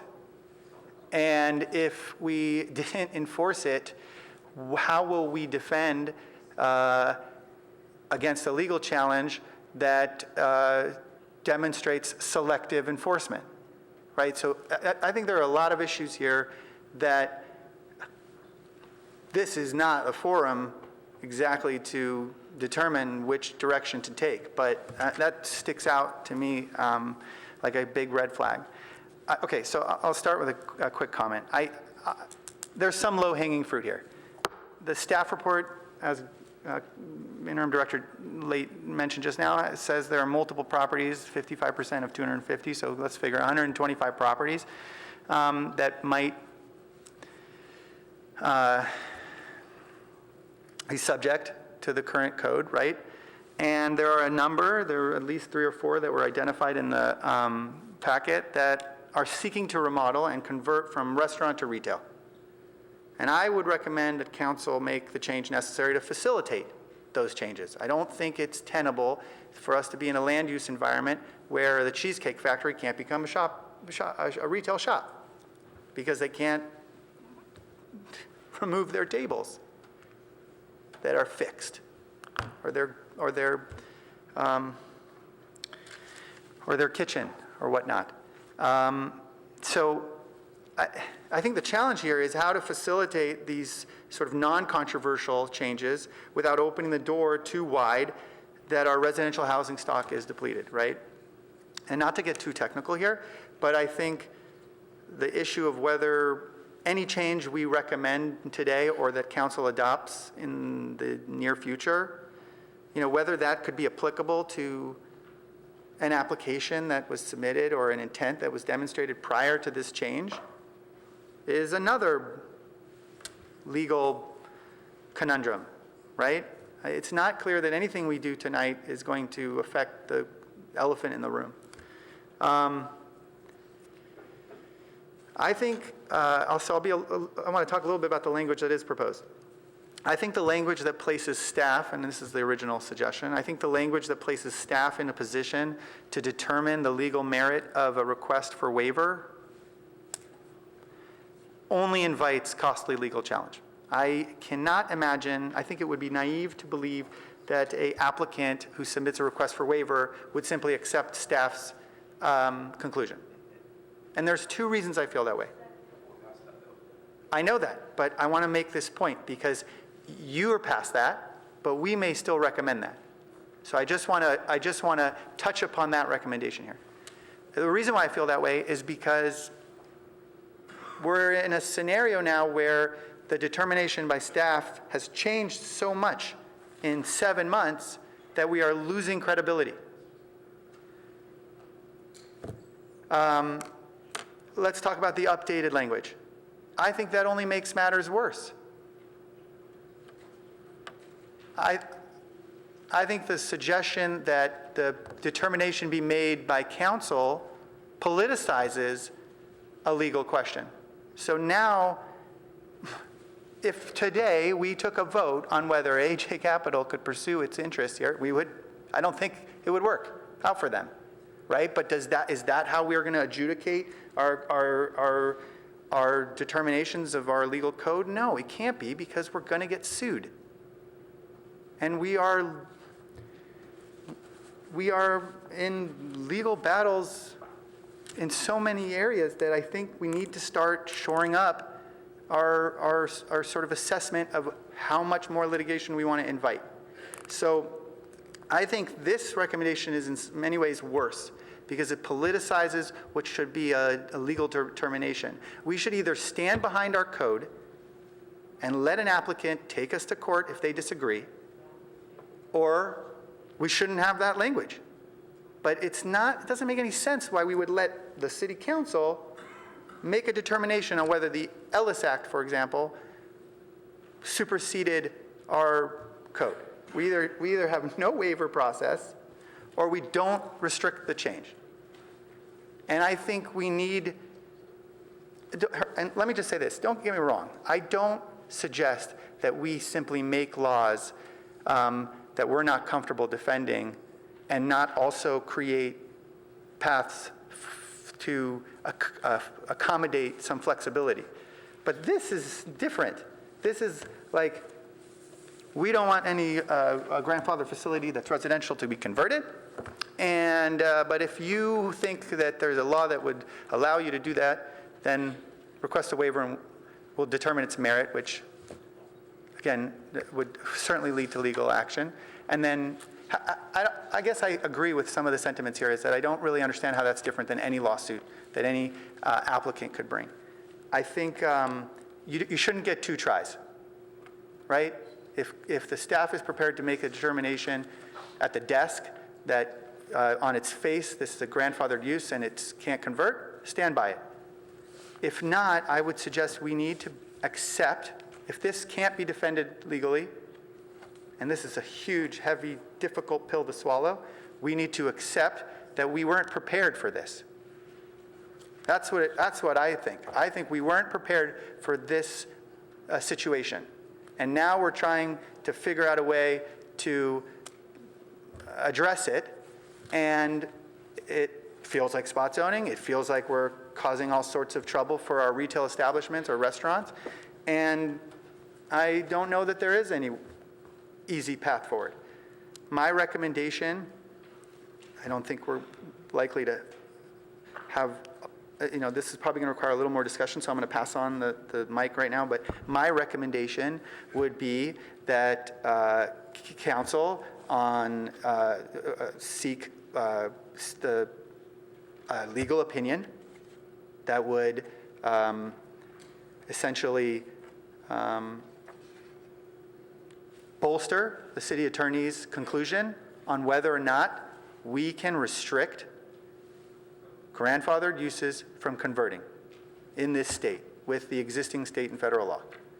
And if the conclusion of our city attorney and outside counsel, let's pick the best law firm, if the conclusion is no, then we need to swallow that pill, and we need our staff to go back and figure out what's the best path, what are the best ways other municipalities are protecting the conversion of their housing units, housing stock. And then we need to codify that. And we need to be ready the next time somebody brings this sort of request. And I think that the suggestion that anybody well, I can't say that, but I certainly am not proud of what I suspect will be the result of this whole situation. I don't think it's impossible to be satisfied with this. I have consistently been persuaded in our conversations encouraging affordable housing by the options that would relax our limits and encourage the development of the very building that we're all very upset about.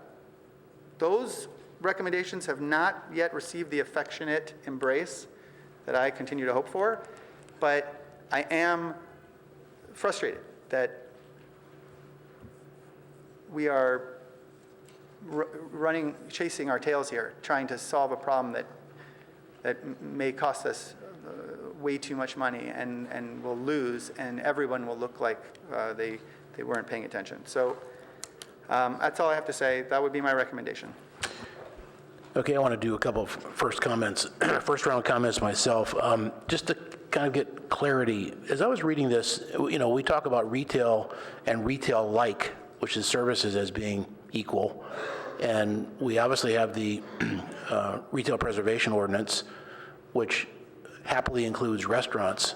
So when you look at all that together, it doesn't seem like we're reinventing the wheel here to say a restaurant could go to a retail shop or a gym or whatever. I appreciate Commissioner Walfogel's comments that maybe we should also look at CUPs on a specific basis.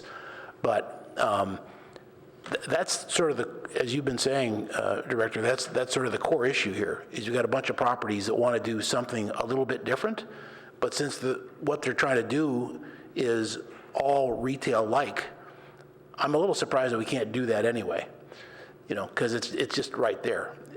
If all you need is a change to that item number 2 to make everybody happy, including the attorneys, then I would be fine with that part, because that's all we're trying to do on the ground floor retail, is have good space there.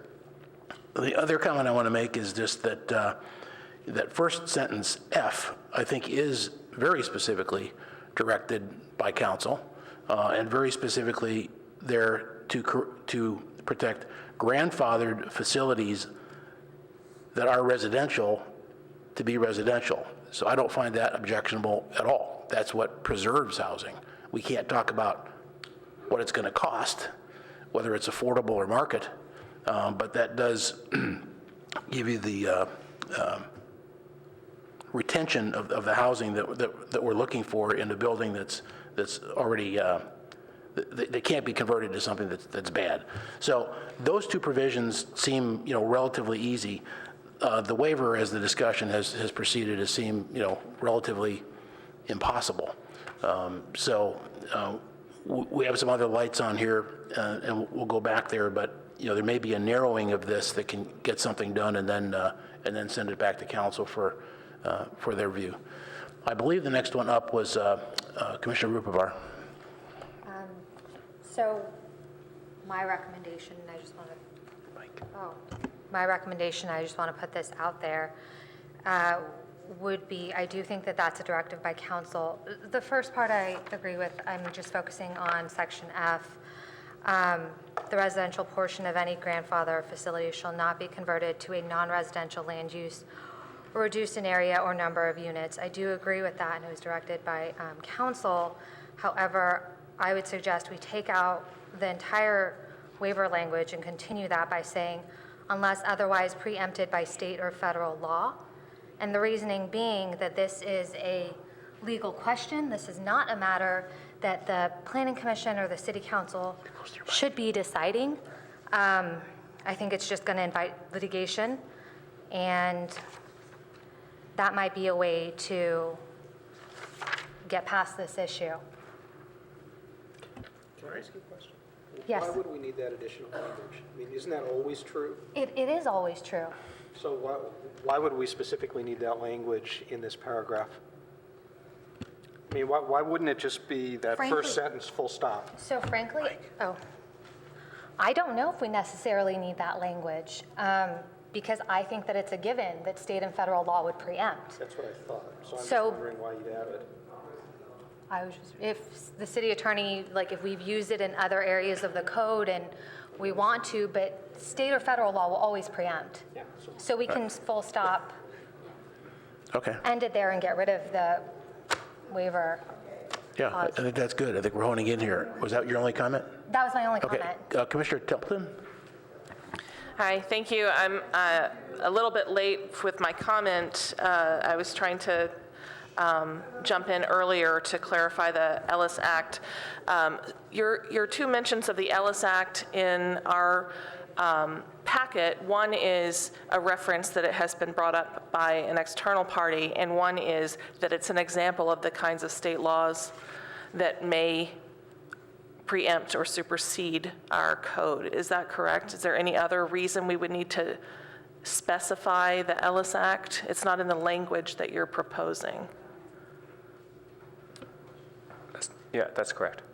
Okay, so to my fellow commissioners, it may not be so urgent that we understand the implications of the Ellis Act per se, but as Commissioner Rupivar said, that the idea of a waiver at all, right? Okay, so just to clarify that. And then, Director Lay, you mentioned that this conversation was not about preserving housing.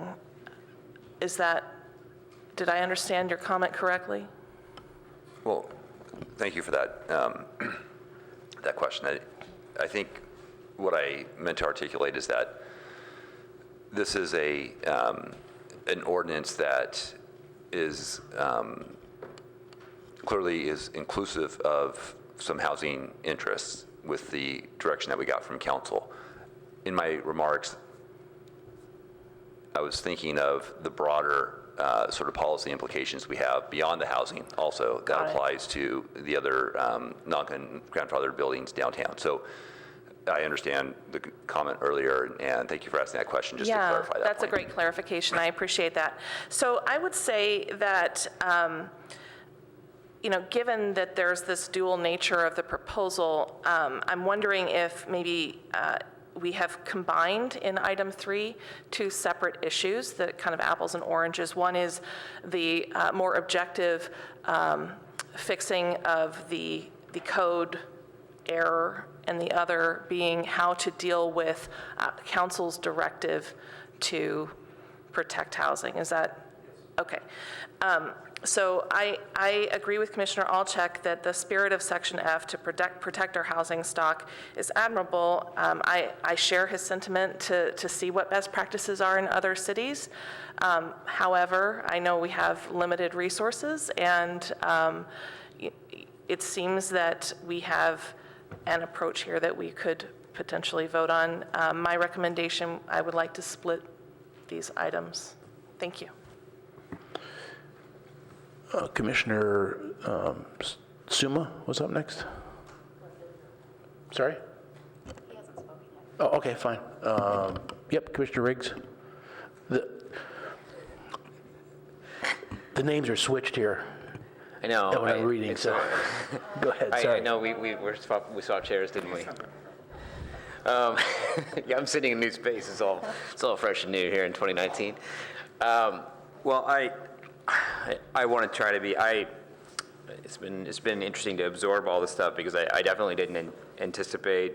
I didn't see this. I've been trying to look at this as a non-housing issue, and as a basically a clarifying a code issue, and I've been even trying to take it away from all the numerous projects you mentioned that were non-conforming, because really it's we're clarifying something that was a mistake, and so aside from the emotion, to me this felt like a very rational item, and so I guess what I'd like to encourage us to do is just try to find some middle ground to get something done.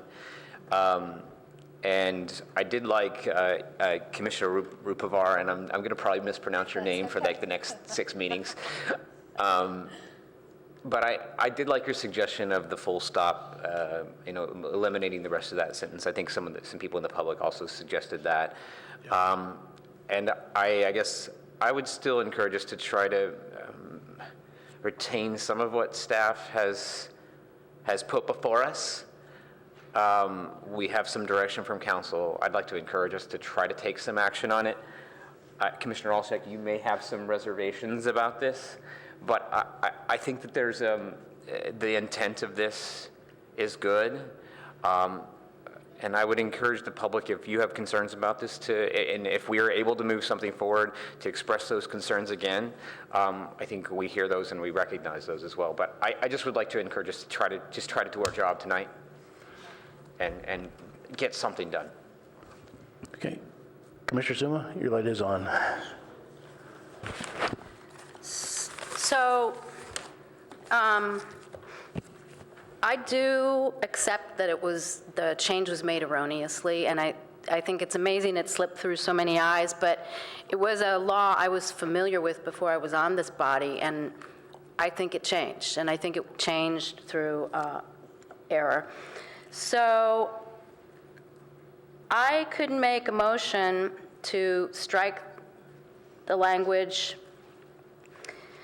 for continual use and occupancy by the same use as suggested by staff in 1818-120B1, I guess it is.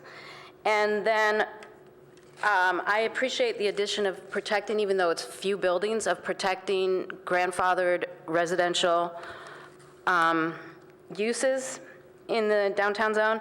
So I agree with many of the comments of my colleagues, and the intention of the first sentence, the residential portion of any grandfathered facility shall not be converted to a non-residential land use or reduce in the area number of units, and just stop there. And I am assuming that the reason our legal staff brought this forward was because they thought that was legal. What was very troubling to me was the broadness of the waiver process, and that it put, as Commissioner Alchek said, that it put into a less onerous process than the legal process that is really what is called for in a situation where an applicant thinks we have violated the law. So that is my motion. So procedurally, what you're saying is that you move the staff report with the exception of a full stop at the end of F? Yes, that it only contains the first sentence. Full stop after units in F, right? Yeah, first sentence in F. Yep. Right. Is there a second? Yeah, I second. Okay. I thought you were the appropriate one to second this. Okay, so it's been moved and seconded, and we have some discussion. I think you have spoken to your motion, but you can continue. Okay, Commissioner Alchek? So I just want to say hopefully a few quick comments. First is I totally appreciate this sentiment that we have limited resources. I think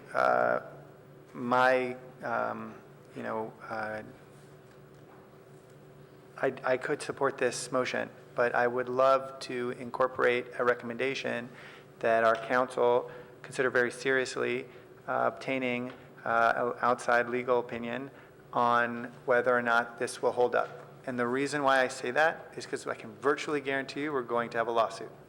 So the expenditure of funds in an effort to obtain greater clarity here will only save us money in the future, in my opinion. I do not think there is any path through this process where we are not in court. And I think that, look, would your opinion change if you found out that there's only one residential property in the downtown that's non-conforming? Would that make this significantly more likely that this is a spot zoning situation? I think we just need to, it's not necessarily that we need to make that determination. I just strongly feel that the council should consider the ramifications, and they get to make that political determination, whether they want to proceed based on their legal advice. So I'm happy to support this, whether or not we incorporate that language, but I do think we should incorporate a recommendation. Let me suggest a friendly amendment. Mike, can I just suggest something? Can we treat that separately then? Sure. Can we just deal with Sure, fine. I'll treat the it motion on the separately. floor? and If treat it's that- all right with Chair, I'll make a, I second to split it. yeah, I'll make okay. a second motion after to recommend Yeah. that council seek some, Okay. So let's stay the motion that we're on, has been yeah, moved and seconded. I'm just sharing that I'm happy to Yeah, we support got it. this, but I am uncomfortable because I don't think any of us really, and I say that as a land use attorney, can really suggest that this is, we know the limits of the whether this is vulnerable to legal challenge. Right, And but so that's I'm been- uncomfortable recommending it without that. Got We it. didn't get that assistance tonight. Right. We didn't get that encouragement. But that's been the basis of our whole conversation here, is that whole waiver and thing, and not Yeah. knowing what to Well, I do think legally, that- and I whether think we're not even I qualified. think we've largely improved on it. Yeah, okay. Okay, so I think Commissioner Walfogel? Yeah, I can support the motion as it's now written. And I'd also like to add to something that Commissioner Olczak said earlier, which is if we have a policy objective of controlling or managing residential conversion to non-residential uses, we should explore if this belongs in the grandfather section of the code, or if this should apply more broadly in this Title 1818. So should we be looking at something broader than just grandfather facility conversion? I don't have an answer for that. I don't want to make any kind of amendment proposal tonight because we have no information. I cannot think of, I've just been looking at the code. I can't see how and where to insert it. Don't want to try to do that on the fly, but I think that's something that we should suggest to council, that there's possibly a broader conversation that needs to be had. But I will support this motion as it's currently constructed. Okay, Commissioner Templeton, your light's on. Hi, did Commissioner Riggs make a substitute motion to split these two items? We're going to make a second motion. After this one's over, we're going to make a second motion. So just to be clear, so not the two items that the commission is talking about right now with section 2 and F. That's what's before the commission right now. Commissioner Alcheck was talking about a separate direction to staff regarding I was outside- referring to Commissioner Riggs. Oh. I thought he said that we may want to consider. So first off, a substitute motion is no longer a procedural vehicle we can use. Dang. Okay, So we so vote on that's the why motion on the he's saying floor. no. Okay. And I think what the consensus that I'm seeing across is that we would treat the recommendation separately after we vote. And with that, if you're done. But I think Commissioner Tebble, you're talking about separating F from B2. Yes, when we vote. Right, and that's not the motion that's on the table. So you would have to speak against the motion that's on the table. Excellent, thank you for clarifying. Yes, I would like to speak against the motion that's on the table in favor of splitting them, because I think it's important to adopt the non-controversial recommendation and send it to council as two separate items. Would that happen if we were to adopt them separately? Well, I think what would happen is we would just simply communicate the commission's recommendation. And so depending on if there was a need to sort of parse out your yes or no vote on one or the other, and you wanted to articulate that, you could either split it up, or you can speak to yes and say, however, you can make some dissenting comments afterwards if you wanted to. Okay. I mean, you got some pretty broad discretion on how you want to approach. All right, thank you. Yeah, I'm very in favor of changing the language that's in B2 as recommended. I share some concerns that have been expressed here tonight by people with legal backgrounds on the commission about how we may want to proceed with the concept that has driven the language in F. However, I'm inclined to support the idea without the waivers, but I would love to be able to vote on them separately. Thank you. So if you voted on them separately, just so we understand your objection, would you take the same language that's in the first motion and just put it into a second motion? I would love to get a little bit more clarity on. I'm still a bit uncomfortable that people can't use their property in a way that the area is zoned for, and I want to understand and be more sure that it is how it is working, because our council has told us that it's legal, but I don't quite understand yet that it is. Right, but this is residential, has to stay residential. That's what this is saying, right? But are you saying if it was residential and they wanted to put in retail, they should be able to do that? I would like to know the answer to Commissioner Alcheck's question about how it's not spot zoning. I'm sorry, what was the last how word? it's not spot zoning.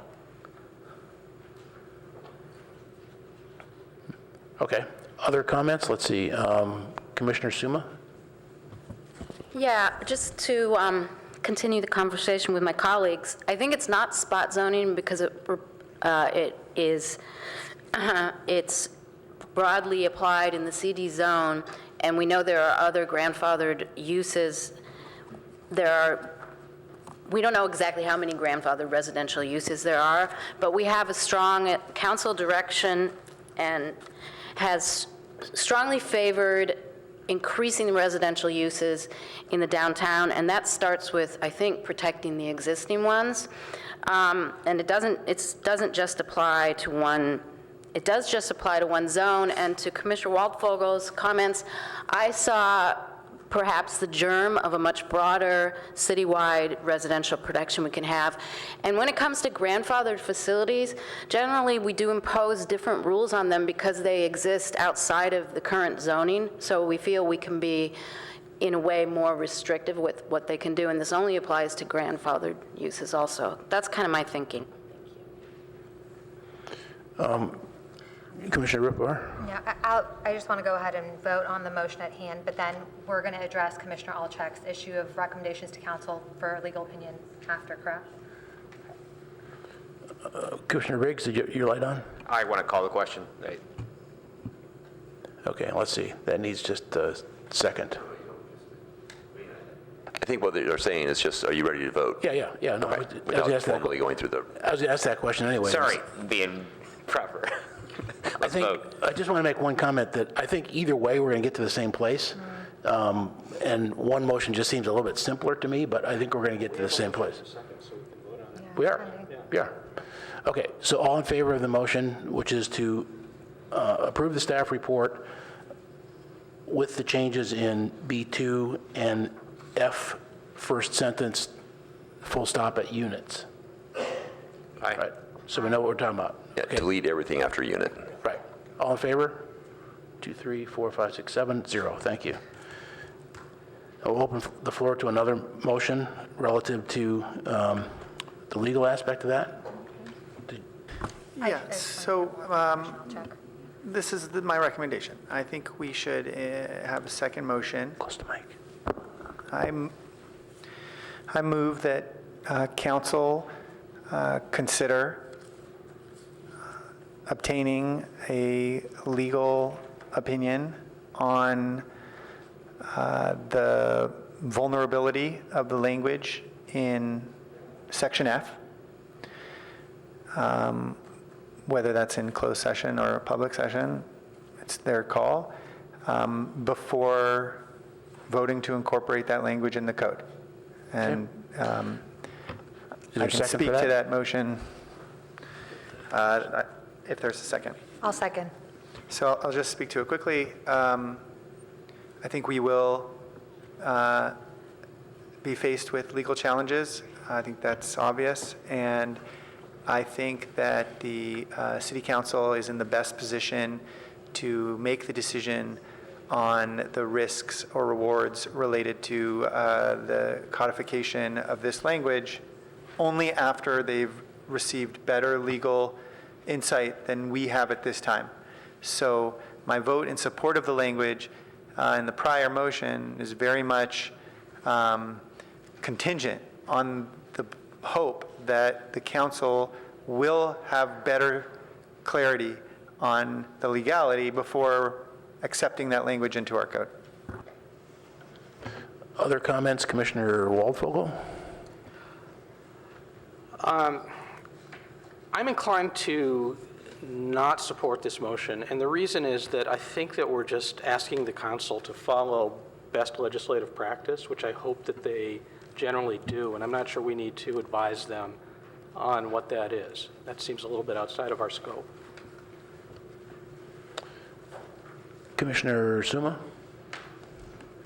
So I'm sort of assuming that council already knows more about this than we know, and it wasn't something that could be shared with us this evening. I'm not sure we really need to do this either. I don't think it hurts anything dramatically, but I think they've already received recommendations from this that we haven't been privy to, is what I'm thinking, but I don't think it really hurts anything. Commissioner Templeton? Director Late, did you say that this section affects 13 properties? There are rough count about, without going into details about any of those properties, our first initial search came up with about 13 residential properties that may not comply with the current development standards for the downtown district. Okay. And that's about 100 and some odd units, 180 something units. in council's direction to you, did they intentionally restrict this to just the downtown area, or did they imply that there was going to be other efforts throughout the city to save residential So I'll inventory? There are regulations in the municipal code that are more citywide, and that's dealing with we call them non-compliant facilities and uses, and that handles the bulk of the city. Downtown has very specific, its own set of grandfathering uses and how to regulate grandfathered uses and structures, and that is the very discrete piece that we're dealing with on this ordinance. So this is an effort to patch a hole we've identified. This is, what's before you is to respond to an issue that has come to our attention. Okay. And there's been. It's very specific for that reason. For downtown, yes. Okay, thank you.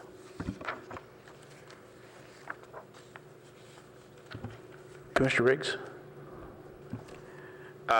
Actually, we just really wanted to hear from Commissioner Wolfover. He had some other things he wanted to share, or you had some other ideas that you wanted to recommend. And I think those bigger picture thoughts might be good. I kind of like what's been expressed. I don't know that advising council on the legal ramifications of this is totally necessary. I think they're going to consider that, but I do think that we might want to consider thinking beyond this policy, and I think you were nudging us in that direction. And would that be something that you would want to recommend as a part of a further consideration? Well, I don't think we need to put that in the form of a motion. I mean, I think that that's something that will emerge from the minutes, and I hope from staff discussion. I'm fine with that. I just wanted to make sure that you felt heard. Yeah, no, I think it's covered. Commissioner Walczak, is your light on? Yeah, look, it's my sense that council thought we would be able to help here. That's what I think. I think they were put in a very challenging situation last month, and they were like, you know what, let's kick it down to commission and let's see if they can come up with some answers. I think there's a lot of agreement here. We can't have the Cheesecake Factory stuck as the Cheesecake Factory indefinitely after they've closed. That would be clear communication to council, right? I think we're comfortable with the city making an effort to protect housing in our downtown by limiting its conversion. But we were not successful in obtaining a lot of legal guidance tonight. And if they simply took the takeaway was, you guys recommended that we stick this language in there and forget about waivers, and let's go to battle, that would be an improper conclusion of my personal sentiment as one of the 7 commissioners. I have serious reservations about whether or not we've sufficiently evaluated the legality of that language. And so I'm not trying to suggest something that they already do. I'm trying to reinforce that there may be a sentiment among a majority of commissioners that there is a hefty legal question here that wasn't yeah. Wow, I really can't think of that word right now. That wasn't. Let's see how that one looks in the minutes. Sussed out. Yeah, sussed out at this level, and that they should know that. So that's the reason I put this forward, not to sort of belabor the point. Yeah, I'll speak to that, and I can support it for exactly those reasons. I mean, the core of the issue here was we don't feel like we have the legal knowledge or the visibility to go into the waiver, so we're not passing that. And the suggestion that they take a look at it, while it might be redundant, is a summary of one of tonight's results. So I can support it. I think. Do you have another comment? I do have another comment. Sure, Commissioner Whippleware. Yeah, I could also support Commissioner Alczak's recommendation. I was somewhat under the impression that council had already done the legal research and sussed this out, and that's why I was coming out with the directive. But I agree, this does make me a little bit uncomfortable, and I do think that it is important for, we're just reminding them, we're not going full boat saying this is great, go ahead and do it, just reminding them, make sure, just suss this out a bit more legally. I don't think it's fair to put the city attorney on the spot right now and grill him on answers. So I do think I would support Commissioner Alczak's recommendation. Okay, seeing no other lights, let's vote on that motion. So all in favor of the motion do we need to repeat it, or do we know what we're voting on? In terms of I think it was short and sweet. I think so. Repeat it, it's in danger. It might be different next time, so. Okay, so all in favor of that motion? 1, 2, 3, 4, 5, and opposed? 1. And 1 abstention. 5, 1, 1, so it's recorded. No, I think that's What's the next extension date? Okay, thank you. That closes this item on the agenda.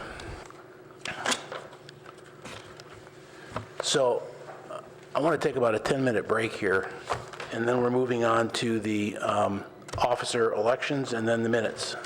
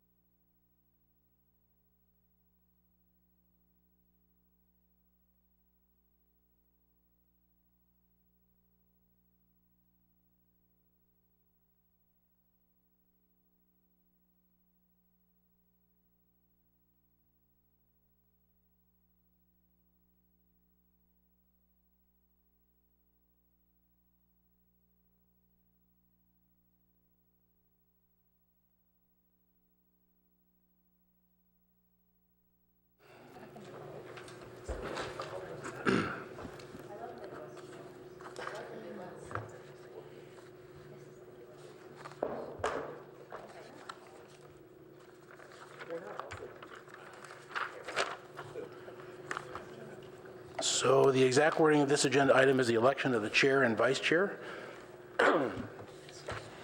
Particularly since we have a couple of new folks, I just thought we would chat a couple minutes about, what the responsibilities of the chair are beyond what the bylaws say, because I think you got those in the orientation group. This doesn't have to be monologue. Other people can chime in on this, but the responsibilities are to be the respected leader of the PTC in the meetings, of course, but to council, to staff, and the entire community. A big part of this, obviously, is managing meetings and issues, but it's not the exclusive one. But managing that is a big deal with 7 highly engaged commissioners with a lot of opinions, keeping on agenda, nudging issues to recommendations, and keeping speeches under control is definitely a big part of that. But there's a lot that happens outside of the meetings. It's a high time commitment level with staff and sometimes with council. So in addition, as you might have heard, we do a pre-meeting to plan this meeting, and that's good because a lot happens there. As you saw tonight, yesterday we talked about maybe that waiver didn't work too well, and so by the time we get here, we had some other things to talk about, so that's the value of the pre-meeting. With Vice Chair Monk last year, we sometimes did pre-meetings to make sure that we were up to speed, and she was great at that.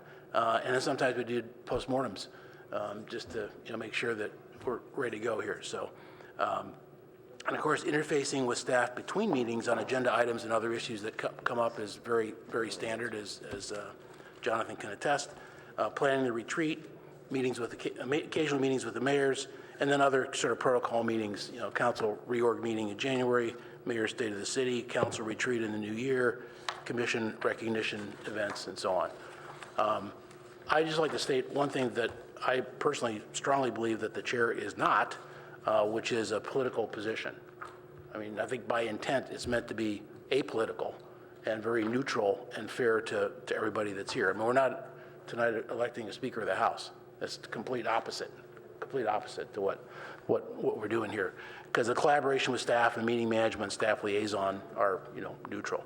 So, but as I net out sort of the skills, clearly, meeting management, language skills, if you want to call it that, group dynamics, people skills generally, and just, heck of a work ethic. Michael, do you have something to add? Oh, sorry. Well, you sat here. You can add something if you like. Oh, okay. So I just want to kind of give you that perspective, particularly as we're new. If anybody wants to add anything, please do. So the process that we go through for this is we take nominees for the chair first. We get a nominee and a second on that. When that happens, the candidate that is nominated says yes or no. I remember you actually had to have a debate once on your nomination, Michael, because you and Eric were debating who should be the chair, so that's fair too. We both didn't want it. That's right. and you know you got the short straw. You got to get to be the chair, right? And so then we would take another nomination and another until all the nominations are on the table with nominations and seconds. And then when they're all on the table, each of the candidates would make a statement about why they think that they should be chair in 2019.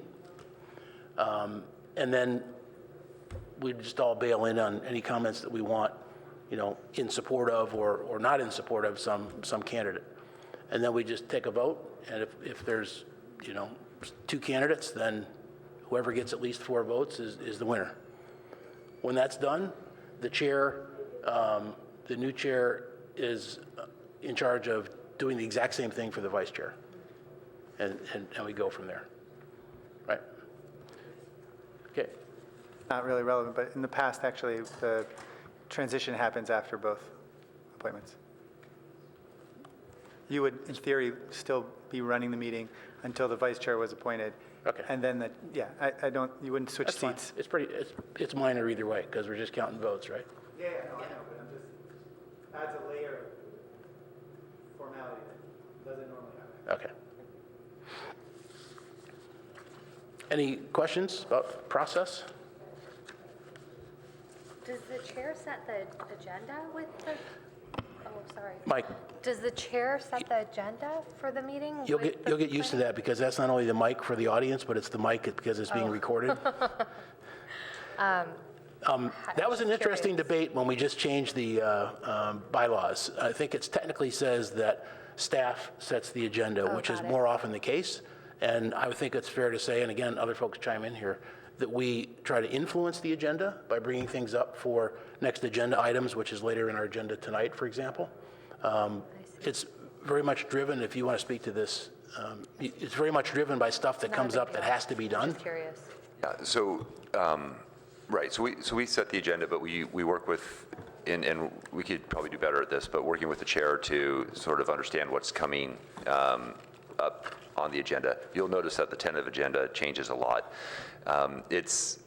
We're responding to private applications that come in, and so that's going through a trajectory that may not always be in our control. And then there's policy work that we're trying to put together and have it ready for the commission in time. And sometimes those things slip because it takes us a little bit longer or we miss something. And so it's a little bit fluid how that all comes together. As far as items that would be heard and discussed by the Planning Commission because of some interest that you have, there's a place that we're going to get to in a moment where you could ask that something be scheduled and the commission could have a dialogue about that, and we can schedule that for the next agenda or when appropriate. The challenge is if it requires us to do a lot of work in preparing a staff report or research, we'll push back a little bit only because it's the council that sets our work program. And so, but we're happy to do certainly stuff to get things teed up for a discussion for the commission. Thank you. Yeah, so this is the first time we've ever done this because we changed the bylaws to empower incoming commissioners, because before new people were disenfranchised, to state it negatively, and there was a lot of debate on that in the commission. We changed it to give you the franchise, so you would be able to vote. So now we're going to have a question and answer on the 22 meetings that you listened to online, so that you, because that's what we had last year, and we hope you're up to speed on that. So. Okay, so, 22 meetings, that's all? yeah, there were a couple that were canceled, so. Okay, I would open the floor for nominations. I'm going to be assertive, and I can speak to my nomination, but I'm going to nominate myself. Oh, okay. I will second that nomination. Okay, moved and seconded, and since you made the nomination, I guess that means you would be willing to serve, so I don't have to ask you that question. I will be willing to serve. Okay. Commissioner Waldvogel, light on? Yeah, I'd like to nominate Chair Lowing for a second term. Okay. Any second to that? I'll second that. Commissioner Suma, second. And yes, I would do it. I forgot to ask you, will you do it? Yeah, I'll do it. Yeah, I'll do it. I'm one of those guys that really likes this job, so I'll do it. Uh-oh, that's a disqualifying. Okay, other nominees? Okay, no nominees. So, okay, we close the nominations, 2 nominations. So then we would have a candidate statement. So Commissioner Riggs, would you like to go first? I'm used to a system where that you can speak to your... Oh, definitely. Yeah, we can do that first. That's fine. No, normally, in the past, you've had a nomination and a second, and then 2 individuals that participated in that would speak. I appreciate, I think the idea of candidate statement is great, but in the 7 years I've been on the commission, we haven't done that. Normally, we have the individuals who are making the nominations speak. In this case, you're I'm both. happy to withdraw my... But I just would appreciate the opportunity to also speak to this. Oh, definitely. Everybody's going to get to speak. So go ahead, Commissioner Riggs. Well, I mean, I think the protocol that Commissioner Alchik was suggesting was that he wanted to speak to his nomination before I had it, and that I don't want to. If that's what you prefer, that's fine. That's fine. From a procedural standpoint, Commissioner Wolfogel and Commissioner Toomey should also have a chance to speak to their nomination before you have a chance to talk. So it's probably most fair to give Commissioner Olczyk a chance to talk to that. Yeah, no, that wasn't my plan, but I'm perfectly happy to shift it, so. Yeah, I'm sorry if I'm complicating things and making them too formal, but No, I was just thinking that with a candidate statement out there, then everybody could talk, but that's fine if you want to reverse it. It's a little confusing because I know that we've changed the timing of the vote, but I didn't realize that we were sort of changing so many components of our process. Normally, it's not a free-for-all. Not everybody speaks on the nomination. It's normally just, I'd like to nominate so-and-so, and then you get a second. Those two people talk to the nomination. You hear an acceptance, and If then you'd you like vote. to stay with that, that's So perfectly kind fine. sir, I will respect your leadership, and I will say that I'm willing to speak to my nomination now. And so I'll just start off saying I kind of nominate myself with the most respect for Chair Loing and what you've done and the leadership you provided. This is something that I don't know that I aspire to this, but this is my 5th year on a planning commission and my 2nd city on a planning commission. It's a field that I know really well. I feel like over particularly the last year, I've been able to develop a really strong working relationship with Jonathan. We actually had about 30 students up here a couple months ago and talking to them about city planning and how planning processes work. And it was really educational for me to see how he interacts with the next generation of leaders. And for me personally, one of the things that I expressed and had been a limitation of mine is the ability to keep to a certain schedule that allowed me to be here over the last year. And I think with your help and with Jonathan's help, we've started making sure when the meeting is scheduled, that's when the meeting is. And I think for the parents on the commission, that's going to be really valuable going forward. I think that the key thing that I want to focus on and what my desire is to really just kind of have an efficient and respectful and empathetic process. Not that it hasn't been, but I really want to try to speed up our time to decision and try to just be as consensus-driven as possible. And that's really one of the things I want to work for. And I have to say I've dealt with frustration a little bit in the last year, and I think that was some of the tough projects we're grappling with. But what I look forward to this year, and what I'm really energized about, is being very action-oriented. And the funny part, as I know you are too. Yep. We've talked about it. So we're running on similar platforms, and I'm going to be really content with the direction of this commission, irrespective. But I would appreciate the chance to step into a leadership role if anybody would support me. Commissioner Olczyk? So look, a bit of context. Served on the commission 7 years.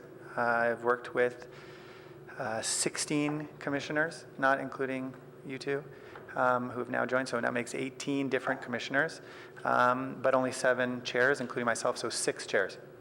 The vast majority of commissioners don't get to participate in a leadership position, and the vast majority of the 16 people I've worked with have spent less than 4 years, actually. The majority of people I've worked with have not finished their term. In that time, I've never sort of seen a chair live the experience twice. I think one of the benefits is to have different individuals on the commission share that responsibility, because in my experience, for example, I think you can have a significant impact on the deliberation, but also you learn sort of broader sort of sense of how the city works, because you do work closely with staff. I think that there is a benefit to having exposure before assuming this role to multiple chairs. So I had worked with 5 chairs before I assumed that role, and it really gave me sense of sort of the spectrum of ways that meetings can run. And I know Commissioner Lowing stepped into the role right after his first year. And so his real only exposure to this particular PTC's commission's leadership was me. And I think he did a good job in that role. I am comforted, also by the notion that, by the fact that you served on the San Luis Obispo Planning Commission, right? And you have had an opportunity to participate in that forum with other leaders and in other ways. And I'm excited about the idea of you,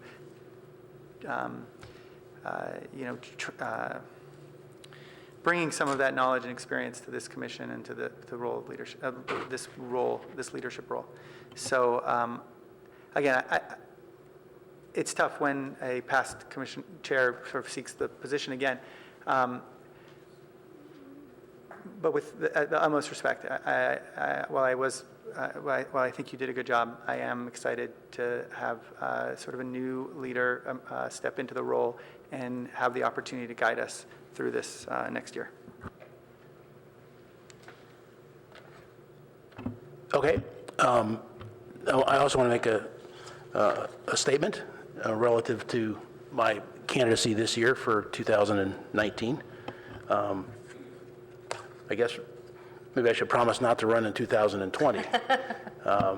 There actually is a lot of precedent in our city for chairs running multiple times. And in parks, I think in the last 8 years, that's happened 3 times.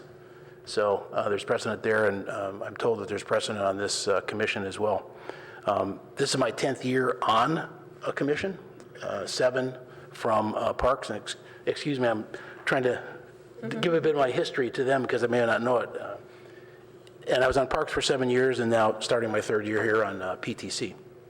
And so I feel like with that experience, I really understand the city and have developed really high respect relationships with staff, and I think, manage the issues with staff before they get here in a very effective way, and sometimes on a post-mortem basis as well, as Jonathan probably could attest. I was chair of parks multiple times, actually 3, because my colleagues just felt that I was a good leader, and also that my work product output from the dais and also in a lot of ad hoc committee meetings was a high work ethic and just good output. So that's why they tell me that I was there multiple times. Prior to my city service, I was a board member on a lot of nonprofits in the city in officer positions. So ranging from homeless to baseball leagues, right? So in my experience, now speaking to all of you, in my experience, the best chairs of nonprofits have a few key traits that some I've learned, and I've adopted this practice. And the first one is prepare intensively for the issues that are on the agenda. The second one is work very well in advance with staff so that if you're not on the same page, at least you know which page you're on, and you can work from there. I think most importantly, it's an issue of, and I hope everybody that's returning commissioners here has seen this, I work to get a solution. I like to get stuff done. If there's a gap, I'm trying to figure out a way to close that gap. Commissioner Alchek once said that he sort of saw me as always the swing vote. I took that as a high compliment, not because of the vote, but because I'm looking for a way to get to consensus and get recommendations backed by reliable and sufficient data off the council. So I propose compromise, and I'm receptive to compromise. I believe as a meeting manager that I make sure all views are fully expressed, while being repetitive to folks that need to be reminded that that's probably enough. Okay? So that's kind of the thing. Just a quick bit about 18, because these are not me statements. With the cooperation of everybody and doing some compromise, I felt we were highly functional and productive, and that's for everybody here and our 2 departed ones to take a bow on. I think we got many recommendations off the council with really strong votes. 2 things internally. One is that we did our first ever PTC retreat in probably a decade. And I was told that can't happen. It's just too hard to get it done. We scheduled it on January 17th. We had a very productive retreat. We had I think did a great job aligning with council priorities on our own work plan for the year. Part of which was, this housing work plan that we'll work on again in the coming year. So then the other one that I already mentioned is that we enfranchise the new incoming people as part of an overhaul of the bylaws, which I think are going to make us, more effective, albeit we don't have substitute motions anymore, as was pointed out earlier tonight. And then finding common ground on some of these issues, I think, was really important, and we did a good job there. I mean, twice we made strong recommendations on affordable housing, the Wilton project, which was unanimous. We got the council housing work plan into the first part of that into a motion, and the council just passed it, as Director Lake just said tonight, with very minimal changes, which I again think is, we should take a little satisfaction in that. That hasn't been the case with some of the stuff that we passed on earlier. And then I think maybe the best example is the 2755, the VTA lot. That was a very controversial project, very controversial use of land, relaxation of a lot of building standards. We came into that not exactly united, and we passed it 6-0. So I think that's a good statement. So for 219, and I have talked to Commissioner Riggs about this, I'd like to get real projects done, concrete projects. For example, I think we should get proactive and visible with this new ordinance that we just passed on zoning laws. Right? Let's get out ahead of that. That old phrase, if they build it, they will come. Well, I don't know that. Are builders going to come now that we've sort of built the ordinance? I think we got to get out in front of that. We got to say we're open for business. I talked to Mayor Niss about this, and that was actually her phrase as well. So, and then another one that we've talked about from time to time is, we already have a minimalist shuttle system in Palo Alto. Why don't we look at if we can build something on that and expand it and look for ways to fund it? So those kinds of concrete projects, I think we should get to. Just actually two other points about my style as chair, which I think even the new folks saw tonight. I almost always choose to speak last on a content issue. Not because I'm not interested or I don't have 63 comments I could ask. But I think the role of the chair is to create a climate for productive and civil debate, and I don't like the chair model of a bully pulpit, so the chair talks more. I'm actually just the opposite. So that's just a style factor, and I think it helps the commission. And lastly, I show up. I try for 100% attendance. I missed one meeting this year because my mom was in really bad shape in Wisconsin. Otherwise, I'm here.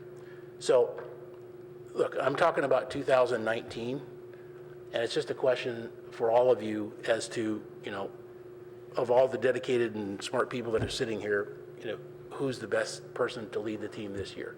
And I submit that with my experience set and the good year, that it should be me. So that's where I stand.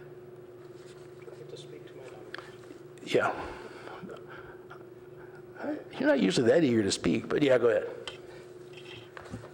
Well, I'd like to make sure I have the floor before I start speaking. So the reason why I support Chair Lowing for another year is, first of all, that he did display very great work ethic and very effective process through a very difficult year last year, difficult agenda items, complicated, and we worked through it. We got it done. So I think that's key. The second thing that, this one may come as a slight surprise, but the council just downsized. Council just went from 9 to 7, and a consequence of that is that the council probably will need to lean on the Planning Commission a little bit more than they have in the past. And I think it's really important this year for the Planning Commission leadership to hit the ground running, to just be ready to go, because the council just doesn't have the bandwidth that they previously had. So for me, that is a very compelling argument for why we should elect Chair Lowing to a second year. Other comments? Commissioner Suma?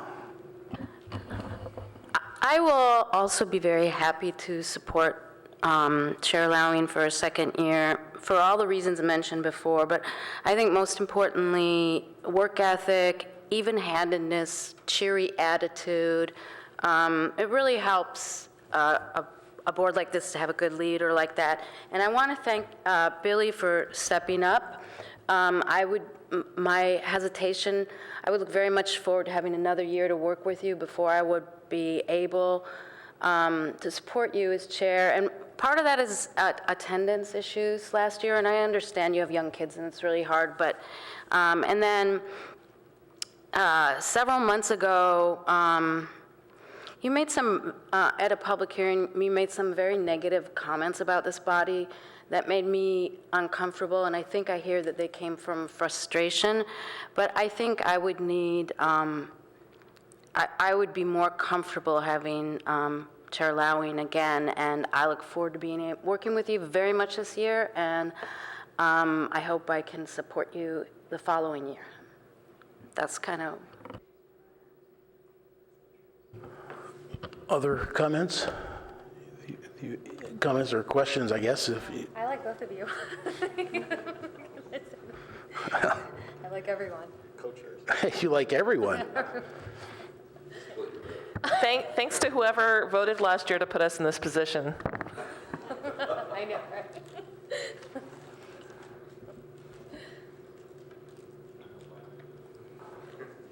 No other comments?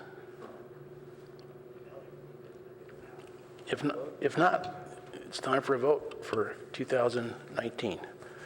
So we can just do a hand vote, and it's 4 out of 7 needed to elect. Okay? So who was nominated first? Mr. Riggs? Oh, that's right. That's right. So okay. So all in favor of Commissioner Riggs? 1, 2, 3, 4, and that means there's 3 here in favor of Mr. Lowing. Okay. So it's 4-3 in favor of Riggs, right? Okay, done. Next is the vice chair. Same process, nominations. Let's see, Commissioner Walfogel had his light on first. Yeah, I'd like to nominate Commissioner Suma for vice chair. We actually had a hung vote process a year ago, and Commissioner Suma graciously stepped back, but I would like to see her step forward if she is interested. I will accept that. Yeah, I'd second that for the same reasons. I can speak to it further, but other nominees?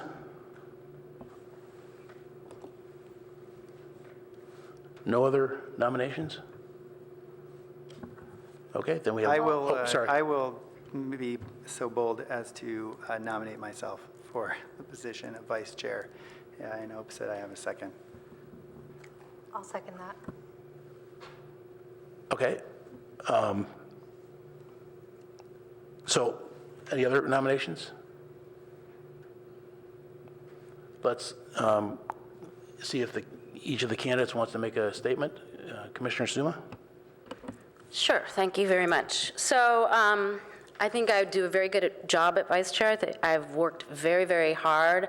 I find the process, I'm enthusiastic about the process, and have, I missed, I think, 2 meetings in 2 years. So I'm very much looking forward to doing this, and we did run into a situation last year where one member of this body abstained, and there didn't seem to be a very good outcome, so I did withdraw my name, because Commissioner Monk had a much shorter term than I did, so I thought that was appropriate.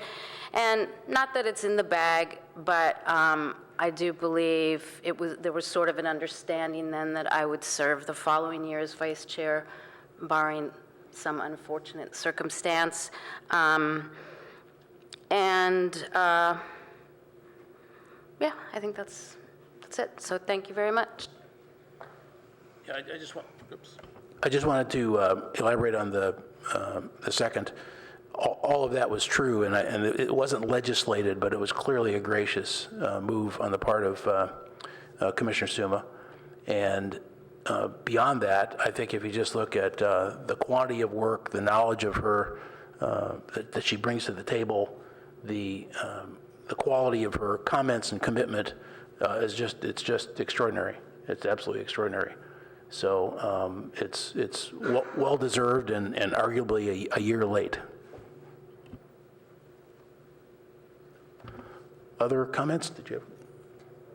Was Commissioner Alter going to speak to? Yeah, sorry, go ahead. Just waiting for your first to speak, sort of following the same process, right? So is Asher going to speak to his nomination? I'll just echo both of these comments, which is Commissioner Suma always shows up prepared, is very aware of our codes, I mean, really understands the city processes, and I think that she will do a spectacular job as vice chair. Commissioner Alter. Okay, so I'm throwing my hat in the ring. I'll piggyback on a comment Commissioner Wafogel made, which was that, I sincerely hope this commission can be effective. I think efficient can be a dangerous word. I don't want to suggest that we rush anything, but effective, which is begs the question, well, what do you want to be effective at? I'd like us to raise the level of professionalism, and I'd like to see us engage in a more focused conversation about the issues based on their relevancy to our sort of purview. And I think that to the extent that I can provide our new chair some level of sort of past experience and insight, I think I can do that really well based on the years of experience I have. Look, I'll be frank. I don't know that attendance records is a significant component of the decision, although I will say that I've missed 4 meetings in 7 years. So I suspect that I will have the perfect attendance record when we conclude my term in 2021, which will represent 11 years. But I want to say the following. I think that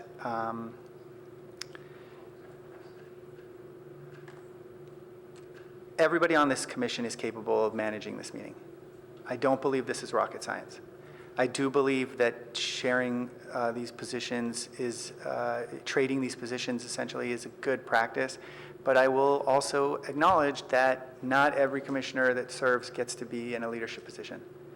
And I'll just add that I don't want to dispute the recollection that some deal was made last year, but it seems sort of incompatible to grant new a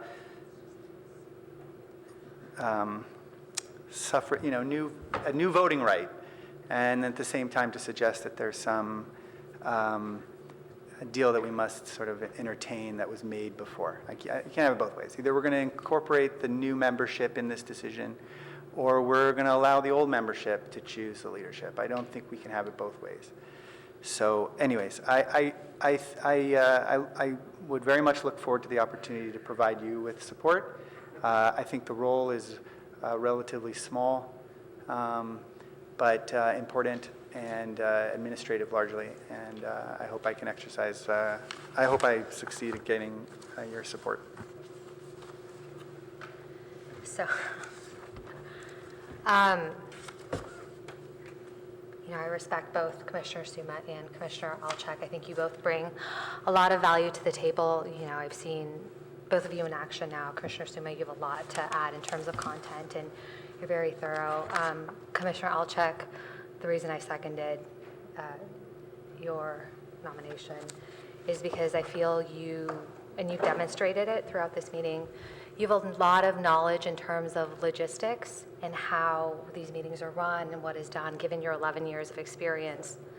7 and then prior, no? Oh, when you finish. 7 years of experience on the commission. And I think you would do a good job keeping things running and everyone following by the rules and running smoothly. So that's it. Okay. Other comments? Commissioner Riggs? Chair Riggs? Chair Lowing, let's keep this. No, that's over, baby. Well, I just want to say this is I know I voted. I wasn't aware of an exchange that took place between Commissioner Monk and Commissioner Suma. It wasn't this is a really tough decision, but I just want to more kind of put a cognitive envelope around everything that's around just kind of the vote that just happened and what will transpire in a minute. Is that I do like the sense of like respect is weighing like super heavy on me this evening, and I just want to make sure that it's very clear that a 4-3 vote, and it's not a dismission. I love the Commissioner Alchek that you said that anybody could do this. Any one of these highly qualified and bright and articulate individuals could do this job up here, and I just want to make sure that is clear for the record. And thank you again for your leadership, Chair Lowing. I have big shoes to fill. Any other comments? Okay, we would vote for the vice. So first nominated was Commissioner Suma. So all in favor of Commissioner Suma? 3. And all in favor of Commissioner Alchek? 4. Looks like the same. Okay.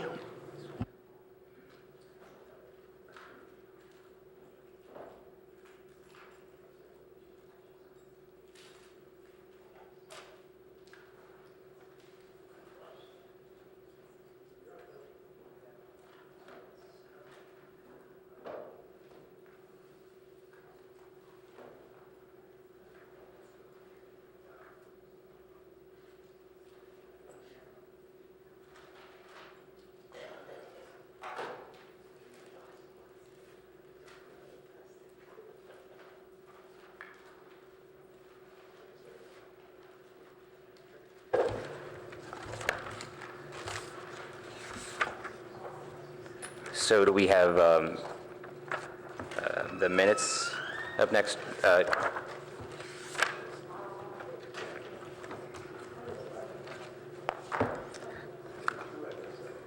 right, any comments on the minutes from December 12th?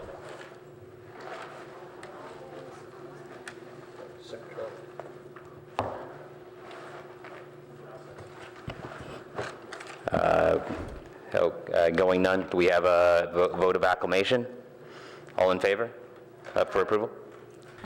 Aye. And you all can feel free to abstain if you were not here. But I will abstain. yeah, okay. All right, so that's 5 in favor, 2 abstentions.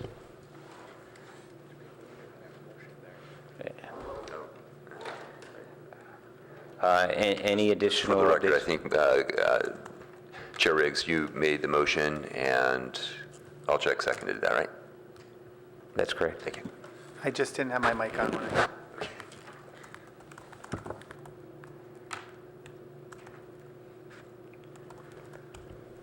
Do you have all that? Yeah. All right. I don't know that we have any committee items. I don't think we have any. Potential agenda. Yeah, and so I think that Commissioner Wolfholger has some potential items he'd like to bring up. Great, thanks. So there are 2 topics that I think we should bring to study sessions. The first one is a major co-working company has announced they've taken over 40,000 square feet on Park Boulevard. And they've also announced in the Silicon Valley Business Journal that they're planning to put 774 desks in a 40,000 square foot facility, which if you do the math is 20 per 1,000 square feet, which is 50 feet per desk, which is substantially higher than all of our code assumptions about use and occupancy. I don't know that we have any way today to discuss or dispute this, but I think that we should run a study session on what kind of office use density we should be planning for. Because it seems to me that the standards that we've built into our code just may not be relevant, particularly relative to this kind of use. So I just think we need to study this. We need to know what's really going on and determine if there's any action that we need to take, if there's any code we need to write. So that's suggestion one. I think process-wise, I think staff is just looking for consensus or lack of consensus on whether this is a topic worth taking up. And I have a second one after that.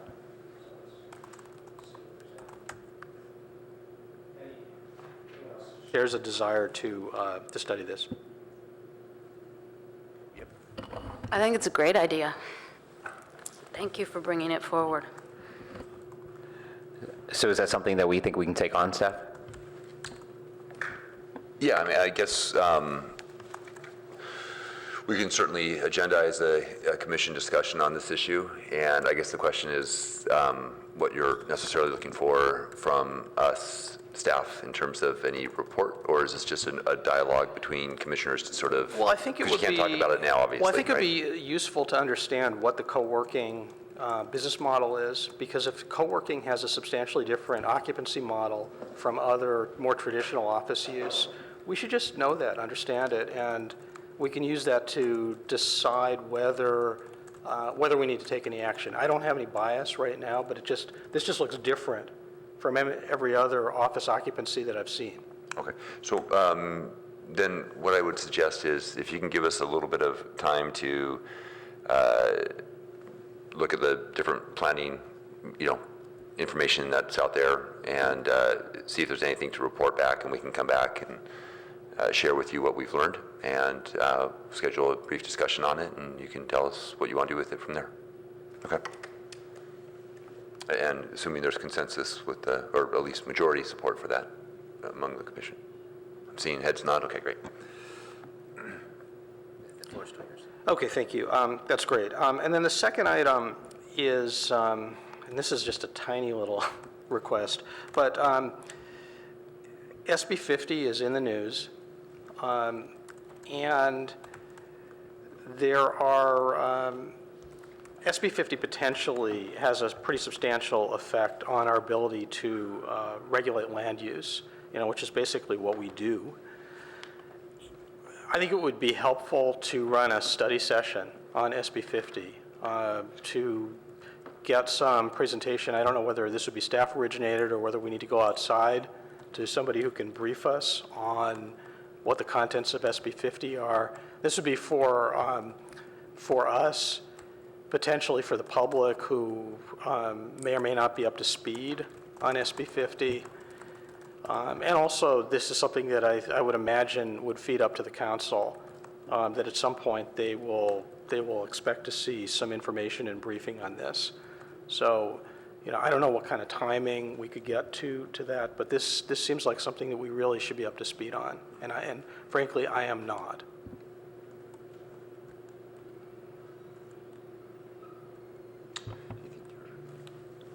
Well, I'd support doing some stuff on that. I don't know what the rest of. Sure.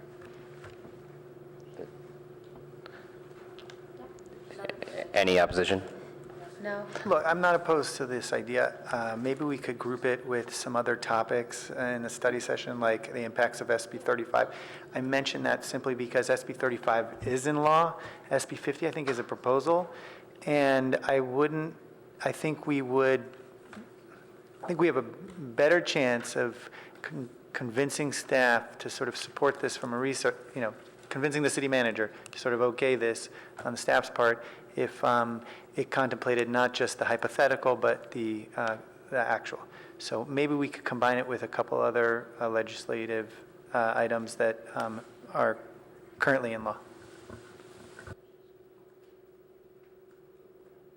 Yeah, I mean, I would support expanding the scope to other legislative action, but it just, there are a whole series of Sacramento initiatives that, some that do control and affect us now and some that may, and I think that we should see what those are and how they fit together. So for the ones that are pending or being considered for this legislative cycle, we're happy to put together sort of a, digest of what those are, a summary of the issues, and what we might expect from that. And so we can put that together in an information report to the commission, and you can look at that and decide if you want to talk about it further after that or however you want to approach it. But we need to just collect some information for you. Yeah, I think that would be great, and it may be helpful. I don't know whether we can easily access this, but it may be helpful to just look at, what are the affected or targeted areas under SB 50, under SB 35. I mean, what parts of town, where there are different zones from some analysis that I've seen of this. So I think it'd be helpful to understand, what are we talking about? And that's great. We can include that. That's it. All right, anybody else have suggestions, announcements, future agenda items? Chair Loing. You have a retreat to plan, sir. I was going to bring that up. We'll hopefully be reaching out. We're working with staff to reach out to everyone on scheduling a retreat. I don't know. I don't think we actually did. Did we nail down a date? No. We were waiting for our new commissioners to talk about whether we're doing evening, how we're going to schedule it during the day. Day parts was, I think, part of the debate. Yeah, I think we were targeting a daytime meeting if we could, but maybe we can handle that. Can we handle that offline, or? Absolutely. I guess to the extent that commissioners are available during the day and we can focus our energy there, that there's no conflict with that, then that'll just allow us to focus more. Before you chime in, just real quick, I think the best scenario here is we'll poll people. We'll just have an email exchange between Yolanda and the members. What times of day work best? We'll sort of collapse that into sort of an idea. And if there's really division where there's no overlap, then in theory we could consider a weekend. Okay, we'll do a doodle poll. Yeah, why don't we wait a second, find out more, and avoid the... And I think that the one thing that you all can get to me, and I actually had already talked to Commissioner Wolfvogel about some potential items, is if you have additional items that you feel like are important to bring up at that point, that'll help, I guess, me and my co-chair in structuring the agenda, or my vice chair. Sure. Promotion already. Too soon. All right, with that, is it anybody else? All right, unless staff has anything else to do, I think that we are close to adjournment. All right.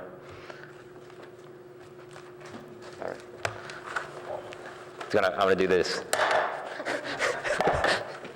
As good as I can.